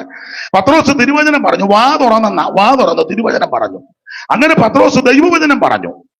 യേശുവിനെ പറ്റി തിരുവചനം അടുക്കിടക്കായിട്ട് പറഞ്ഞു. അപ്പൊ എന്ത് സംഭവിച്ചു? 44 വായിച്ചേ. 44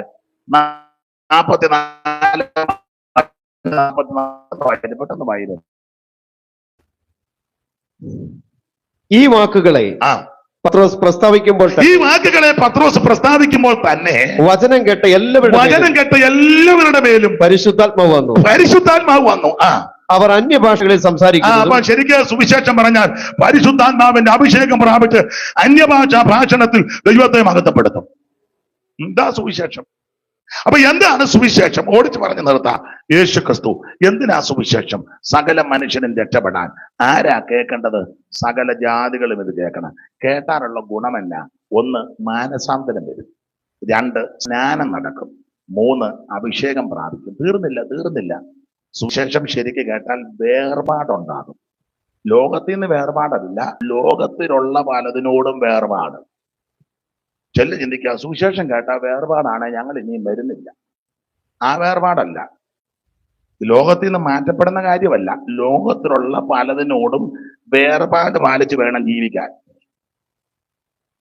ഈ പെന്തിക്കോസുകാരെക്കായാലും പഴക്കം ബ്രദറുകാർക്കാ കേരളത്തില്, ക്രൈസ്തവ ലോകത്തില്. ഈ ബ്രദറുകാർക്ക് മുൻപ് ഒരു ഗ്രൂപ്പ് ഉണ്ടായിരുന്നു, വിയോജിത പ്രസ്ഥാനം, വിയോജിതര്. അതിന്റെ പ്രഥമ അധ്യക്ഷനായിരുന്നു സൈമൺ സാർ.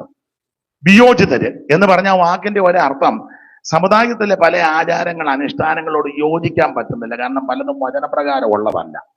അപ്പൊ അത് യോജിക്കാതെ വന്നത് കൊണ്ട് വിയോജിപ്പുണ്ടായി. അതാണ് വിയോജിതര്. അപ്പൊ സാറ് നന്നായിട്ട് ഉപദേശമൊക്കെ പറഞ്ഞു, വചനമൊക്കെ പറഞ്ഞു. ഇത് അംഗീകരിക്കാത്ത പലരുണ്ട്. ഇവർക്ക് അറിയാൻ സത്യം ഇതാന്ന്, പക്ഷെ ഉൾക്കൊള്ളുകയില്ല. അപ്പൊ അവര് കടന്നു വരാൻ വേണ്ടി നല്ല പാട്ടുകളൊക്കെ സാറ് എഴുതി. അപ്പോൾ ആ പാട്ടിലെ ചില വരികളൊക്കെ ഉണ്ട്. ആ വരി ഇങ്ങനെ: വാമേലെ ബാനോനെ വിട്ടുടനെ ക്ഷേമമായി പോരിക നാട്ടിലേക്ക്. അപ്പൊ 1-2 വരിയുണ്ട്. ബാങ്കുകൾ, ചിട്ടികൾ, കമ്പനികൾ പീങ്ക് ചെയ്യും കളി ഷോഡതികൾ. അപ്പൊ ഇതെല്ലാം വിട്ടേച്ച് പറയണം. ബാങ്ക്, ചിട്ടി, കമ്പനി തീങ്ക് ചെയ്യുന്ന കളി ഷോഡതി. ഷോഡതി എന്ന് പറഞ്ഞ ഭാഗ്യക്കുറി. ആദിമ നൂറ്റാണ്ടിൽ അല്ലെങ്കിൽ ആരംഭകാലത്ത് ദൈവകൃപയുള്ളവരും ദൈവത്തെ വിശ്വസിക്കുന്നവരാരും ഭാഗ്യക്കുറി എടുക്കത്തില്ല. ലോട്ടറിയെ ഇപ്പൊ അതല്ല, ഒട്ടുമിക്ക ആൾക്കാർ എടുത്തേച്ച് ബൈബിളിന്റെ സൈഡ് വെച്ച് അടിക്കണേ. പേപ്പർ വന്ന ഉടനെ അതാ നോക്കുന്നത്, നമ്പർ തോന്നുന്നു. ഈ ഒറ്റ നമ്പറിനാ പോകുന്നത്. ജാറും ദൈവം നിന്നെ അടിക്കാൻ സമയമായി. അടിക്കണേ എന്നല്ലേ നീ ഇന്ന് പറയുന്നത്. ജാറും അടി വരും. നിനക്ക് വല്ല രക്ഷയും വരുന്ന ഉയരത്തിൽ നിന്നാ. പിന്നെ ശാശു വലിയ മിടുക്കനായതുകൊണ്ട് ഇവനെ ചിലപ്പോ ആദ്യം ഒരു 5000 രൂപ നിനക്ക് തരും. ഒരു നമ്പറിനായിരുന്നു പോയോ, 5000 കിട്ടും. പക്ഷെ ഒറ്റ നമ്പറിനാ. അടുത്ത പ്രാവശ്യം ആ കെട്ട് മുഴുവൻ ഞാൻ എടുക്കും. ഒറ്റ നമ്പറിനാ. ഇല്ല, എനിക്ക് 5 കോടി. പിന്നെ ചാർജ് കറക്കിക്കൊണ്ട് നടക്കുക. നീ പകൽ മുഴുവൻ എന്തിയോളം അധ്വാനിച്ച് തരത്ത് ലോട്ടറി അടിക്കുമെന്നും പറഞ്ഞ് മേടിച്ച് നിനക്ക് രാത്രി ഉറക്കവും ഇല്ല. ഇങ്ങനെ അടിക്കണേ കണ്ണുകളിൽ അടിക്കണേ. അവസാനം ഒരടി അടിക്കും ദൈവം. അതിന് അടി മേടിക്കുന്നതിന് മുന്നേ നീ ദൈവത്തെ വിശ്വസിച്ച് ദൈവത്തിൽ നിന്ന് വല്ലതും പ്രാപിക്കണം. അപ്പൊ ആരംഭകാലത്ത് ഇരിപ്പ് കണ്ടിട്ട് മിക്കവരും ലോട്ടറി എടുക്കുന്നവരാന്ന് തോന്നുന്നു. ആ മുഖം കാണുമ്പോ അറിയാം. ഒരാൾ എൻ്റെ ഇടയ്ക്ക് ഒരിക്കൽ വന്ന് പറഞ്ഞു, പക്ഷേ പ്രാർത്ഥിക്കണം, ചില വിഷയമുണ്ട്, ഞാൻ എന്നാ കൊണ്ട് പ്രാർത്ഥിക്കണം. ഏട്ടഞ്ഞു ചോദിച്ചാൽ പറയാം, ഞാൻ ലോട്ടറി എടുത്തിട്ടുണ്ടെന്ന്. ഈ വട്ടുപിടിച്ചവനെയൊക്കെ എന്തോ ചെയ്യാനാ. നിനക്ക് നല്ല ബുദ്ധി ഉണ്ടാക്കട്ടെ. അയ്യോ, നിനക്ക് രക്ഷ വരുന്ന ഉയരത്തിൽ നിന്നാണ്. അപ്പോൾ ശരിക്കും സുവിശേഷം കേട്ടാൽ വേർപാട്, ഇത് വേർപാടിന്റെ ഉപദേശമാണ്. ഈ വക്രതയുള്ള തലമുറയിൽ നിന്ന് വേർപെട്ടിരിക്കണം. കൊരിന്ത്യർക്കെഴുതിയ 2-ാം ലേഖനം 6-ാം അധ്യായത്തിന്റെ 14 മുതൽ താഴോട്ട് പഠിക്കുമ്പോൾ വേർപാടിന്റെ ഉപദേശമാണ്. ഗിരകങ്ങൾക്ക് ദൈവാലയത്തോട് എന്ത് യോഗ്യത? നീതിക്കും അധർമ്മത്തിനും തമ്മിലെ പൊരുത്തമുണ്ടോ? സ്തോത്രം. ദൈവമക്കൾ കർക്കശമായി വേർപാട് പാലിക്കണം. ശരിക്ക് സുവിശേഷം കേട്ടാൽ വേർപാടുണ്ട്. ലോകത്തോടും പാപത്തോടും ഇമ്പങ്ങളോടും ആഡംബരങ്ങളോടും ലോകമാകത്തോടൊക്കെ കർക്കശമായി വേർപാട് പാലിക്കണം. ഇതൊക്കെ ശരിക്ക് പറയണം. ഇതൊന്നും ശരിക്ക് പലരും പറയുന്നില്ല. അതിന്റെ പോരായ്മകളാണ്. ഞാൻ വിശദീകരിക്കുന്നില്ല, അങ്ങ് നിർത്തുക. ദൈവത്തിന് മഹത്വം. നാളെ വരുന്ന കർത്തൃദാസനൊക്കെ ശക്തമായിട്ട് പറയും. ഇന്നലെയും നന്നായിട്ട് കേട്ടല്ലോ, ഇന്ന് ഇങ്ങനെ ഇരിക്കട്ടെ. അപ്പൊ നിങ്ങൾ ഇന്ന് പറയാ, ഒരു ഉണർവില്ലായിരുന്നെന്ന് നിങ്ങൾ പറയും. ഉണർവ് ഇവിടെ കടന്ന് ചാടിയില്ലെങ്കിൽ അകത്തിത് കയറണം.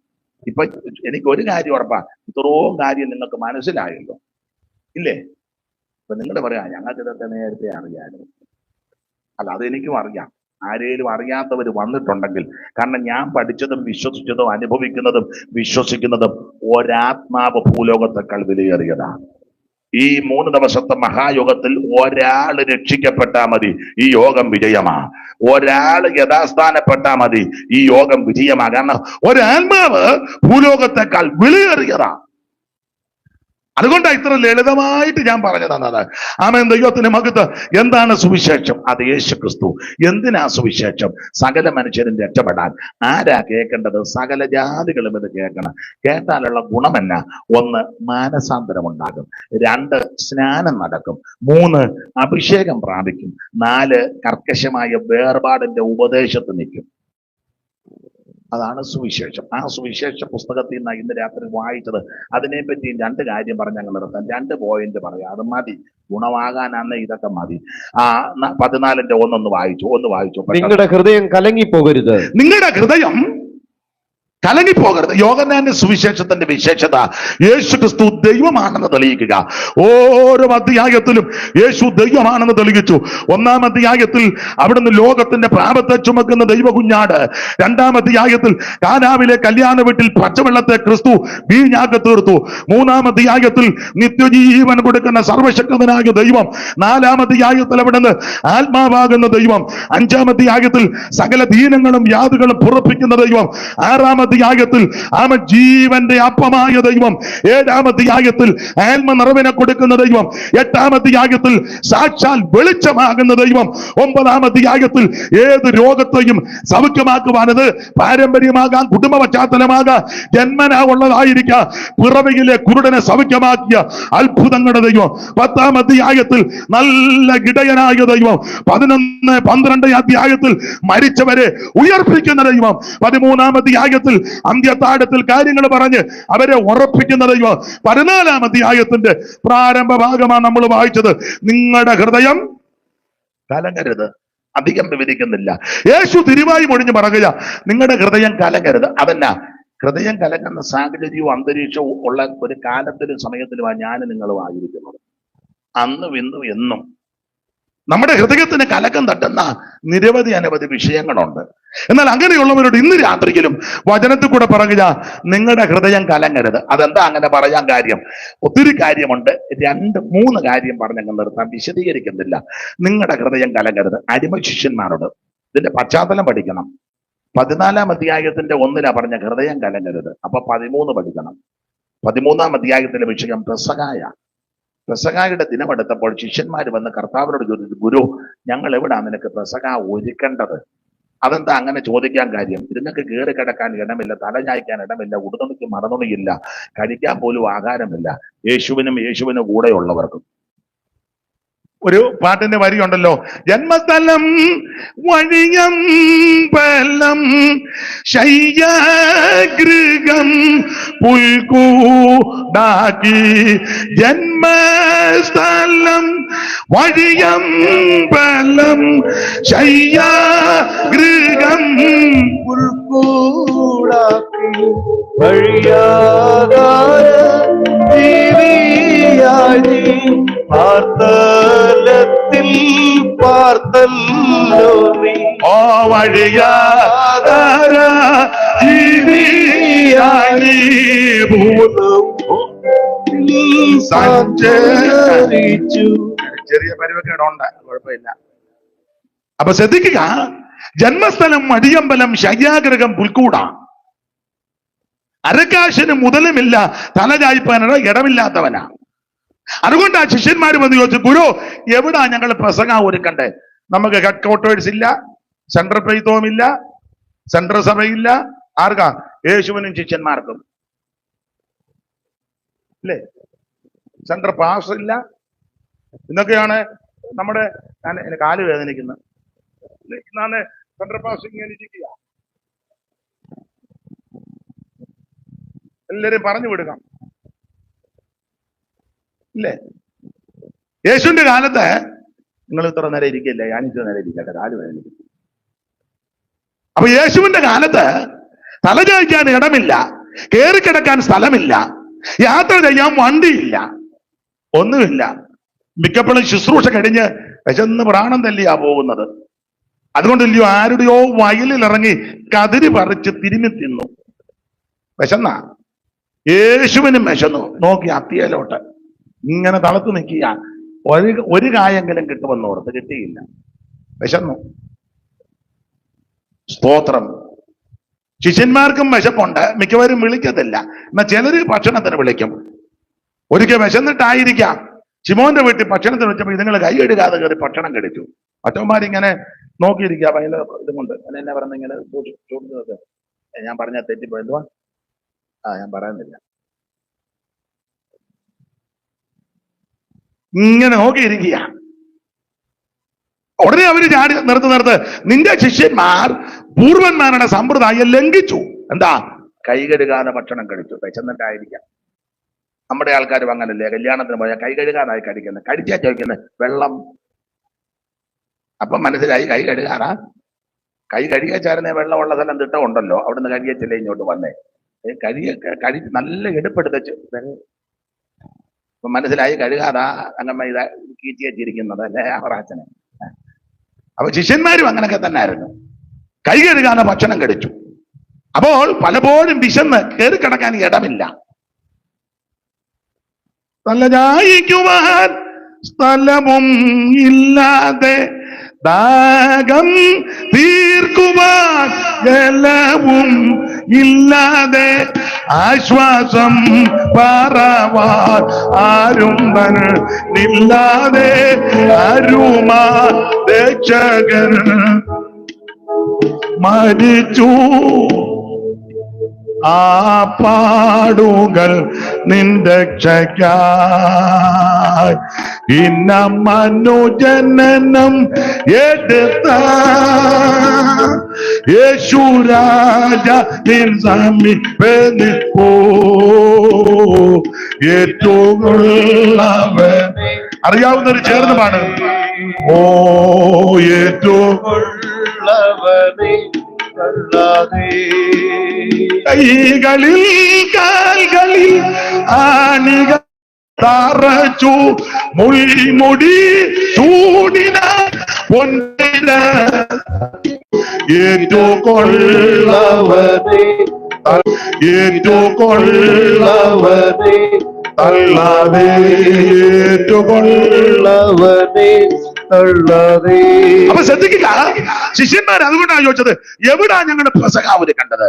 കർത്താവ് പറഞ്ഞു, നിങ്ങൾക്ക് എതിരുള്ള നഗരത്തിൽ ചെല്ലണം.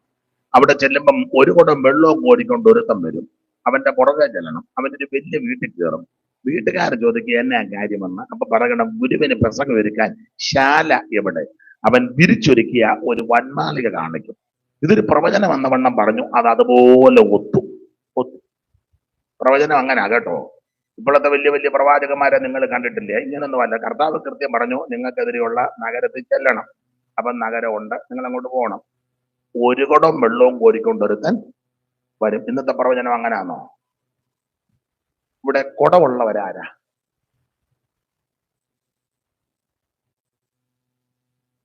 മനസ്സിലാകുന്നില്ലല്ലേ? ഇവിടെ കുടമുള്ളവര് ഒന്നൊരു തള്ള എടുത്തു, ഓ കുടം, ഇവനെല്ലാം ഭ്രാന്താ. മനസ്സിലാകുന്നില്ലല്ലയോ? ഇവിടെ കുടത്തിൽ വെള്ളം കൊണ്ടുവന്നവരാരാ? എടാ പോട്ടാ, ദൈവാത്മാവ് അങ്ങനൊന്നുമല്ല പറയുന്നത്. കുടവും വെള്ളവും ഉണ്ടേ പറയാൻ തേണ്ടിരിക്കുന്നെന്ന് പറയാൻ കുടവും വെള്ളവും. നമ്മുടെ ഇടയിൽ ഇപ്പൊ കുറെ പ്രവാചകന്മാർ ഇറങ്ങിയിട്ടുണ്ട്. ആരോ ഒരാള് ഇതിനകത്ത് തലവേദനയാൽ ഭാരപ്പെടുന്നു. ഇരിക്കുന്ന മുഴുവൻ എന്താ? ഒന്നേ തലയ്ക്ക് വേദനയില്ല, തലയ്ക്ക് അസുഖം. ആ നോട്ടം ഇരിപ്പം കാണുമ്പോ അറിയാം. ഇതെല്ലാം ഈ പൊട്ടക്കണ്ണന്റെ മഹാവേനേറാ. ഞാനൊരു കാര്യം പറയാം വചനത്തിൽ നിന്ന്. ദൈവത്തിന്റെ പരിശുദ്ധാത്മാവ് ഊഹാഭോഗം വെച്ച് പറയത്തില്ല. ചൊല്ലി പറയുന്നില്ലേ?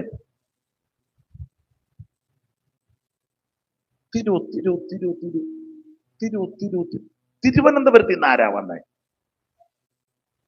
എന്നാ ഒരുത്തൻ എഴുന്നേറ്റ് എന്നെ കാണിച്ചു. തിരുവനന്തപുരം ഉണ്ടെന്ന് ഒത്തിരി വട്ടുകേസുകളുണ്ട്. വസ്തുവിന്റെ വിഷയത്തിൽ ഇരിക്കുന്ന മുഴുവൻ അതിരുതർക്കമുള്ളതാ. ചേട്ടനും അനിയനുമായിട്ടും അയലത്തുകാരുമായിട്ടും മുഴുവൻ ഒരു 90%. പിന്നെ ഇതൊക്കെയാ ഇപ്പോഴത്തെ പ്രവചനം. ഞാൻ നിങ്ങളുടെ വീട്ടിലോട്ട് വരുവാ. യോ, ഇപ്പൊ ഞാൻ നിങ്ങളുടെ പെരക്കകത്ത് കയറി. എന്തോ ഒരു അക്രമമാക്കും വല്ലവന്റെ പെരക്കകത്തോട്ട് കയറുന്നു. നിങ്ങളുടെ അലമാര ഞാൻ തുറക്കുക, കേസ് കൊടുക്കണം ഇവനെതിരെ. ഈ ദൈവത്തിന്റെ പരിശുദ്ധാത്മാവ് വളരെ കൃത്യമായിട്ടേ പറയൂ. അതിന് ഒരു തെളിവ് തരാം. വേറെ പുസ്തകം പഠിക്കുന്നവർക്കറിയാം ദൈവം പറയുന്നത് കൃത്യമാ. ഞാൻ കഴിഞ്ഞ ദിവസവും സഭയെ പ്രസംഗിച്ചും പറഞ്ഞു, ഈ യോവാശിന്റെ മകൻ ഗിദയോനോട് കൃത്യം കാര്യം പറഞ്ഞു. അന്ന് രാത്രി ദൈവം ദൂതം വന്നു, പിന്നെ നിന്റെ അപ്പന്റെ 7 വയസ്സുള്ള രണ്ടാമത്തെ ഇളയ കാള, 25-ാം വാക്യമല്ലേ 6 വായിച്ചേ. അന്ന് രാത്രി യഹോവ അവനോട് കൽപ്പിച്ചത് നിന്റെ അപ്പന്റെ ഇളയ കാളയായ 7 വയസ്സുള്ള കാളയുടെ പ്രായം വരെ കൃത്യം ദൈവാത്മാവ് പറഞ്ഞു. ഇതാ ദൈവം പറയുന്നത്, അല്ലാതെ ഊഹാഭോഗമൊന്നുമല്ല. ആർക്കോ ഇവിടെ കാളയുണ്ടെന്ന് തോന്നുന്നു. അങ്ങനെയാണോ ദൈവാത്മാവ് പറയുന്നത്? ഏതാണ്ട് ഒരു 6 വയസ്സ് കഴിഞ്ഞ ഒരു കാളയനെയാ ഞാൻ കാണുന്നത്. പിന്നെ ഇവിടെ അങ്ങനൊന്നും അല്ല പറഞ്ഞ, കൃത്യ 7 വയസ്സ്. ഒരു 5-6 കാളയുണ്ട്. അതിലേതാന്ന് എനിക്കറിയാമല്ലേ, ഏതോ ഒരു കാള. അല്ലല്ല, രണ്ടാമത്തെ കാള. വല്ലതും മനസ്സിലാകുന്നുണ്ടോ? അതാ ദൈവത്തിന്റെ പരിശുദ്ധാത്മാവ് പറയുന്നത് കൃത്യമായിരിക്കും. ഊഹാഭോഗം വെച്ചും പൊട്ടക്കണ്ണന്റെ മാവേലേറ് പോലെ പറയുന്നൊന്നും ദൈവാത്മാവല്ല. നിങ്ങളാരും ചെന്ന് ചതിക്കുഴിയിലാകപ്പെടരുത്. കർത്താവ് കൃത്യം പറഞ്ഞു, പട്ടണത്തിൽ ചെല്ലണം, ഒരു കുടം വെള്ളവും കൊണ്ടുകൊണ്ട് ഒരുത്തൻ വരും, 5-6 പേര് വരുമെന്നല്ല, ഒരുത്തൻ അവന്റെ പുറകെ ചെല്ലണം. വീട്ടുകാരൻ ചോദിക്കും, കാര്യം പറയണം, പിരിച്ചൊരുക്കിയ വന്മാളിക കാണിക്കും. അതുപോലെ ഒത്തു. അവിടെ ചെന്നു, ശിഷ്യന്മാര് വീശും. പിരിച്ചൊരുക്കിയ വന്മാളികയും ഇതിന്റെ അന്തരീക്ഷമൊക്കെ കണ്ട് ഇവരുടെ ഹൃദയത്തിൽ ചെറിയ പ്രയാസമൊക്കെ വന്ന് കാണാം. സാഹചര്യം അങ്ങനെ. കാരണം ഇവര് മിക്കവരും മുക്കുവന്മാരും കടപ്പുറത്ത് ജീവിച്ചവരും സാധാരണക്കാരും മിക്കവരും പഠിപ്പില്ലാത്തവർ. അങ്ങനെ ഇവരെ പറ്റി പഠിപ്പില്ലാത്തവര് സാധാരണക്കാരാ. ഇങ്ങനെയുള്ള ഇവര് ഈ പട്ടണത്തിൽ വന്മാളിക, അത് വിരിച്ചൊരുക്കിയ വന്മാളിക, അപ്പർ റൂം എന്നൊക്കെയാ കൊടുത്തേക്കുന്നത്. ഒരു ഇംഗ്ലീഷ് ഇരിക്കട്ടെ, തെറ്റിയോ? ഇല്ല, ഇരിക്കട്ടെ, ഏതായാലും നമ്മുടെ യോഗം തീരില്ല. ഒരു ഇംഗ്ലീഷ് ഇരിക്കട്ടെ, അപ്പർ റൂം എന്ന അത് ഫർണിഷ്ഡ് ചെയ്തെന്നാ. ഒരു ഇംഗ്ലീഷും കൂടി ഇരുന്നോട്ടെ, അങ്ങനല്ലേ? അങ്ങനെ 2 ഇംഗ്ലീഷ് ഇരിക്കട്ടെ, നമ്മുടെ യോഗം തീരുന്നു. വളരെ ഫർണിഷ് ചെയ്ത റൂം, മുകളിലെത്തത് വന്മാളിക. ശിഷ്യന്മാരും യേശു അവിടെ ചെന്ന് ഈ വന്മാളികയും ഒരുക്കപ്പെട്ട മുറിയൊക്കെ കണ്ട് ഹൃദയത്തിൽ ചെറിയ പ്രയാസം വരാൻ സാധ്യതയുണ്ട്. നമുക്കും അങ്ങനെ. സാധാരണക്കാരാകുന്ന നമ്മൾ ചിലര് വലിയ വീടുകളിൽ ചെല്ലുമ്പം ഒരു ചെറിയ ചിന്തയൊക്കെ ഉണ്ടാകും. എന്നെ ഒരു വലിയ വീട്ടിൽ കൊണ്ടുപോയി പ്രാർത്ഥനയ്ക്ക്, ആദ്യമായിട്ട് അങ്ങനെ ഒരു വീട്ടിൽ പോകുന്നത്, കാറ് കൊണ്ട് നിർത്തി 2-3 മുറികളെല്ലാം കഴിഞ്ഞ് ഞാൻ കണ്ടപ്പോഴേ അന്തം വിട്ടുപോയി. കാരണം പണ്ട് കുചേലനെ പറ്റി എഴുതിയിരിക്കുന്നത്, പട്ടിണി കൊണ്ടു മെലിഞ്ഞ പണ്ഡിതേനു കുശസ്ഥലി, പട്ടണം കണ്ടപ്പോഴേ വിശപ്പും ദാഹവും പോയി എന്ന് പറഞ്ഞ പോലെ ഞാൻ അവിടെ ചെന്നപ്പോ അന്തം വിട്ടു. എനിക്കൊരു റൂം കൊണ്ടുതന്ന, റൂം എന്ന് പറഞ്ഞാൽ അത് അതിലും മെച്ചം. ആദ്യമായിട്ട് അങ്ങനെ ഒരു റൂമൊക്കെ കാണുന്നത്. എന്നാലും ചിന്തിച്ച് ഇങ്ങനെയൊക്കെ ഉണ്ടോ? അല്പം കഴിഞ്ഞപ്പം പുള്ളി വീണ്ടും വന്നപ്പോ ഞാൻ ചോദിച്ചു, ബാത്റൂം എവിടാന്ന് ചോദിച്ചു. ബാത്റൂം ശങ്കാവിഷയം. അപ്പൊ പുള്ളി പറഞ്ഞു വരാൻ പറഞ്ഞു. പിന്നെയും വേറെ 1-2 കഴിഞ്ഞേച്ചാ ആ മുറിയുടെ തന്നെ, പക്ഷെ ഇടയ്ക്കൊക്കെ വേറെയാ അങ്ങോട്ട് ഇതാന്ന് പറഞ്ഞ് കേറിക്കോ, ഇപ്പം വരാൻ, കാപ്പി എടുത്തോണ്ട്. വലിയ വീടാ, ഒത്തിരി മുറികളുണ്ട്. പുള്ളി അങ്ങ് പോയി. ഞാൻ ഈ ബാത്റൂമിൽ കയറി എവിടാ ഞെക്കുന്നത്, എന്നതാന്ന് എനിക്ക് ഒരു പിടുത്തവും കിട്ടുന്നില്ല. ചുരുക്കി പറഞ്ഞ ഒന്നും നടന്നില്ല. എന്നാ ചെയ്യാൻ? ഇത് ഒന്നും നമുക്ക് അറിയത്തില്ല, എനിക്കറിയത്തില്ല. ആദ്യമായിട്ട് കാണുക തന്നെ, ഇതൊക്കെ തൊടാൻ തന്നെ അങ്ങ് അറക്കെന്ന് പറഞ്ഞ അറവല്. നമ്മളിതൊക്കെ ആദ്യം കാണുക, ആ പൈപ്പും അതിന്റെയൊക്കെ ടാപ്പും ഇതൊക്കെ കണ്ടിട്ട് എന്തുവാണോ ചെയ്യുന്നത്, എന്തോ നീറ്റാണ്. ഒന്നും നടന്നില്ല. ഞാൻ പിന്നെ തിരിച്ചു വന്ന ആ മുറിയിൽ തന്നെ കുത്തിയിരിക്കുക, പ്രാർത്ഥിച്ചല്ല. എന്നാ ചെയ്യാനാ? ആദ്യമായിട്ട് എന്നതുകൊണ്ട് ഇത് എവിടെയൊക്കെയാണെന്ന് ഒരു പിടുത്തവും ഇല്ല. പിന്നെ കുറച്ച് കഴിഞ്ഞപ്പോൾ പുള്ളി കാപ്പിയായിട്ട് വന്നു. ഞാൻ ചോദിച്ചു, വെളിയിലുണ്ടോ എന്ന് ചോദിച്ചു. എന്നാ പറഞ്ഞു, അത് മതി. അല്ലെ പിന്നെ പുള്ളിയെ ഞാൻ ഇതിനകത്ത് കേൾക്കണം, നോക്കുകയല്ലോ. ഇതെവിടാ ഞെക്കുന്നത്, എന്തുവാന്ന് എങ്ങനെ അറിയുന്നത്? ആ പുള്ളി പറഞ്ഞ്, ഇവിടെ വീടിന്റെ പണിക്ക് വന്നവർക്ക് വേണ്ടി പറഞ്ഞാൽ ഇപ്പൊ അത് മതി എന്ന് പറഞ്ഞു. പിന്നെ പരിപാടി അങ്ങനെ ആയിരുന്നു. അപ്പൊ അങ്ങനെയുള്ള വലിയ വലിയ വീടുകളിലൊക്കെ പോയിട്ടുണ്ട്. കാണുമ്പോ അന്തം വിട്ടു പോവുക. എനിക്ക് സന്തോഷം, ദൈവമക്കൾക്കൊക്കെ അങ്ങനെയുള്ള നല്ല വീടുകൾ ലഭിക്കുന്നത് തന്നെ വളരെ നല്ലതാണ്. പിന്നെ നല്ല കാര്യമാണ്. കുശുമ്പ് കുത്തരുത് ഉടനെ. അതിന്റെ ഒരു വീട് ഈ കുശുമ്പ് എടുക്കുന്നതുകൊണ്ടാണ് നിനക്ക് യാതൊരു ഗതിയും ഗത്യന്തരവും ഇല്ലാതെ നീ ഇപ്പോൾ ഇങ്ങനെ തേണ്ടി നടക്കുന്നത്. ഹൃദയത്തിനകത്ത് മുഴുവൻ കുശുമ്പാണ്. കുശുമ്പല്ല, ഒരുത്തന്റെ നന്മയിൽ നമ്മൾ സന്തോഷിക്കണം. ദൈവമേ, അവർക്ക് കൊടുത്ത നന്മകൾക്കായിട്ട് സ്തോത്രം. ഒന്ന് വലിയ നിനക്ക് അന്തസ്സായിട്ട് പറയാൻ ഞങ്ങളുടെ സഭയപ്പെട്ടതാണ് പറയരുതോ? അങ്ങനെ വേണം. ഈ വലിയ വീട്ടിൽ ചെന്ന് ഇതെല്ലാം കണ്ട് അന്തം വിട്ടു, ഹൃദയം കലങ്ങി. അതുകൊണ്ട് ആ കർത്താവ് ഹൃദയം കലങ്ങിയത് കൊണ്ടാ ഇവരോട് പറഞ്ഞത്, ഈ വീട് കണ്ട് കലങ്ങി. അതിന്റെ കൂടെ ചേർത്താ പറഞ്ഞത്, കലങ്ങരുത്, ഞാൻ വേറൊരു വീട് ഒരുക്കുന്നുണ്ട്. ഈ വീട് മെറ്റലും സിമന്റും ഇഷ്ടികയും തടിയും മെറ്റീരിയലായ വസ്തുതകൾ കൊണ്ട് പണിത വീടാ, മനോഹരമാ. പക്ഷെ ഇത് നിലനിൽക്കുന്നതല്ല. ഞാൻ നിങ്ങൾക്ക് വേറൊരു വീട് ഒരുക്കുന്നുണ്ട്. Praise the Lord. നാടില്ല നമുക്ക് ഉലകിൽ, വീടില്ല നമുക്ക് മരുമിൽ, സ്വർലോകത്തിൻ തങ്കത്തരുവിൽ നാം കാണും വീടൊന്നു വിരവിൽ. സ്വർലോകത്തിൻ തങ്കത്തരുവിൽ നാം കാണും വീടൊന്നു. ഇന്ന് രാത്രി ഓടിച്ചു നിർത്ത, ഹൃദയം കലങ്ങരുത്. അത് പറയാൻ 3 കാര്യമാ, വിശദീകരിക്കാതെ പറഞ്ഞങ്ങ് നിർത്ത. ഒന്ന്, നമുക്കൊരു ദൈവമുണ്ട്. അതാ യേശു പറഞ്ഞത്, നിങ്ങളുടെ ഹൃദയം കലങ്ങരുത്, ദൈവത്തിൽ വിശ്വസിപ്പീൻ. ഇന്ന് രാത്രി എന്നെ കേൾക്കുന്ന പ്രിയരെ, ഹൃദയം കലങ്ങരുത്. കാരണം എന്നാ? നമുക്കൊരു ദൈവമുണ്ട്. ഏത് ദൈവം? സത്യദൈവമായ, നിത്യദൈവമായ, ഏകദൈവമായ, സാക്ഷാൽ ദൈവമായ, ജീവനുള്ള ദൈവമായ യേശു ക്രിസ്തു. പൗലോസിന്റെ ഭാഷയ്ക്ക് പറഞ്ഞാൽ മകോ ദൈവവും നമ്മുടെ രക്ഷിതാവുമാകുന്ന യേശു ക്രിസ്തു. ഇന്ന് രാത്രി എന്റെ പ്രിയരെ, ഇവിടെ ആരെങ്കിലും ഉണ്ടെങ്കിലും ദൈവമില്ലെങ്കിൽ നീ കുഴയും. പക്ഷേ ഇവിടെ ആരുമില്ലെങ്കിലും നിനക്കൊരു ദൈവമുണ്ടെങ്കിൽ, അത് യേശു ക്രിസ്തുവാകുന്ന സത്യദൈവമുണ്ടെങ്കിൽ നീ രക്ഷപ്പെട്ടു. ഹൃദയം കലങ്കരുത്. ഒന്ന്, ഹൃദയം കലങ്കരുതെന്ന് പറയാൻ കാര്യം, നമുക്കൊരു ദൈവമുണ്ട്. ഏത് ദൈവമാ? ഈ സകലത്തെയും സൃഷ്ടിച്ച ദൈവം. അല്ലാതെ ഒരു സ്ഥലം മാത്രം സൃഷ്ടിച്ച ദൈവമല്ല.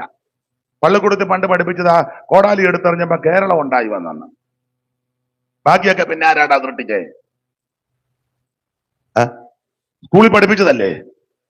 കന്യാകുമാരി ക്ഷിതിയാദിയായി ഗോകർണാന്തമായി തെക്ക് വടക്ക് നീളെ അന്യോന്യം അമ്പാശി പറഞ്ഞിട്ട് വിട്ട കണ്ണോട്ട് കയറ്. തൂങ്ങിച്ചാകരുത്, രക്ഷപ്പെടുകയല്ല. യേശു മാത്രമാ രക്ഷകൻ. തീർന്നപ്പോ കയറ് കൊണ്ടിടുന്നു. അപ്പൊ ശ്രദ്ധിക്കുക, യേശു ക്രിസ്തു മാത്രമാ രക്ഷകൻ. അപ്പൊ ശ്രദ്ധിക്കേണ്ട കാര്യം, നമുക്കൊരു ദൈവമുണ്ട്. ഈ സർവത്തെയും സൃഷ്ടിച്ച ദൈവം, സകലത്തെയും നിർമ്മിച്ച ദൈവം, അനാദിയായും ശാശ്വതമായും നമ്മുടെ ദൈവം. 90 സങ്കീർത്തനം വായിക്കുന്നത്, കർത്താവേ നീ തലമുറയായി ഞങ്ങളുടെ സങ്കേതമാ.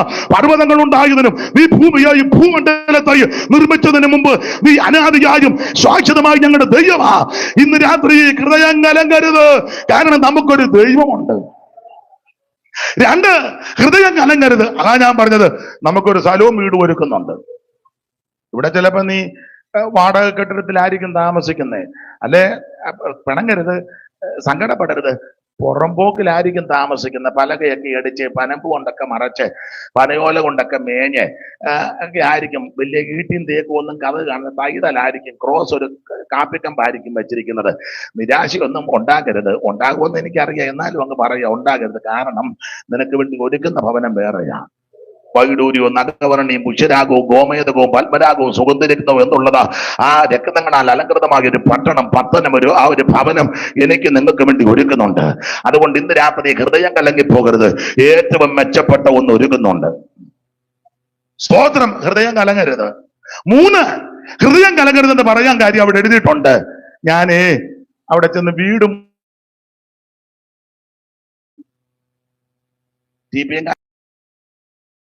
വീടൊന്നൊരുങ്ങി വിണ്ണിൽ വേഗം വരും തേജസ്സിൽ എന്നൂര ചെയ്തു പോയ എൻ പ്രാണനാഥൻ.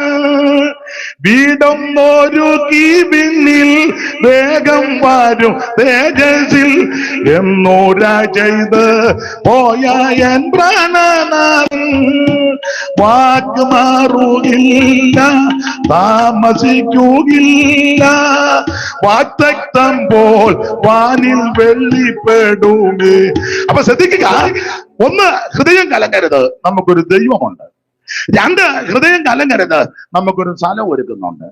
3, ഹൃദയം കലങ്ങരുത്, കാരണം അവിടെ നിന്ന് സ്ഥലം ഒരുക്കിച്ച് തിരിച്ചു വരും. എന്തിനാന്നറിയാമോ? തിരുസഭയെ ചേർക്കാൻ. എന്തിന്? തന്നോടുകൂടെ ഇരുത്താൻ. എന്തിനാ? വെളിപ്പാട് പുസ്തകം പഠിപ്പിക്കുന്നത് കണ്ണിൽ നിന്ന് കണ്ണുനീരെല്ലാം തുടച്ചു മാറ്റും. ഇനി ശാപവും ദോഷവും ദുഃഖവും മുറവിളിയും ഒന്നുമില്ലാത്ത ഒരു നല്ല അനുഭവത്തിലേക്ക്, അവകാശത്തിലേക്ക് നമ്മെ കൊണ്ടുപോകാൻ പോവുക. അതുകൊണ്ട് ഹൃദയം കലങ്ങരുത്. യേശു വീണ്ടും വരും, വീണ്ടും വരും. അതിന് തെളിവെന്നാ? തെളിവ് യേശു പറഞ്ഞാ പോയത്. 2, ദൂതന്മാര് പറഞ്ഞു, ഗലീല പുരുഷന്മാരെ, നിങ്ങൾ ആകാശത്തിലേക്ക് നോക്കി നിൽക്കുന്നത് എന്ത്? നിങ്ങളെ വിട്ട് സ്വർഗാരോഹണം ചെയ്ത ഈ യേശു സ്വർഗത്തിലേക്ക് പോകുന്നവനായി നിങ്ങൾ കണ്ടതുപോലെ തിരിച്ചു വരും. 2 ദൂതന്മാരെന്നാ എഴുതിയേക്കുന്നത്. നടക്കുവോ? നടക്കും. അതിനാ ജനിക്കാൻ നേരത്തെ ഒരു ദൂതനാ വന്ന് മറിയാമ്മയോട് പറഞ്ഞ, മറിയാമ്മയെ ഗർഭവതിയാകും, കൊച്ചിനെ പ്രസവിക്കും. സൂക്ഷം നടന്നു.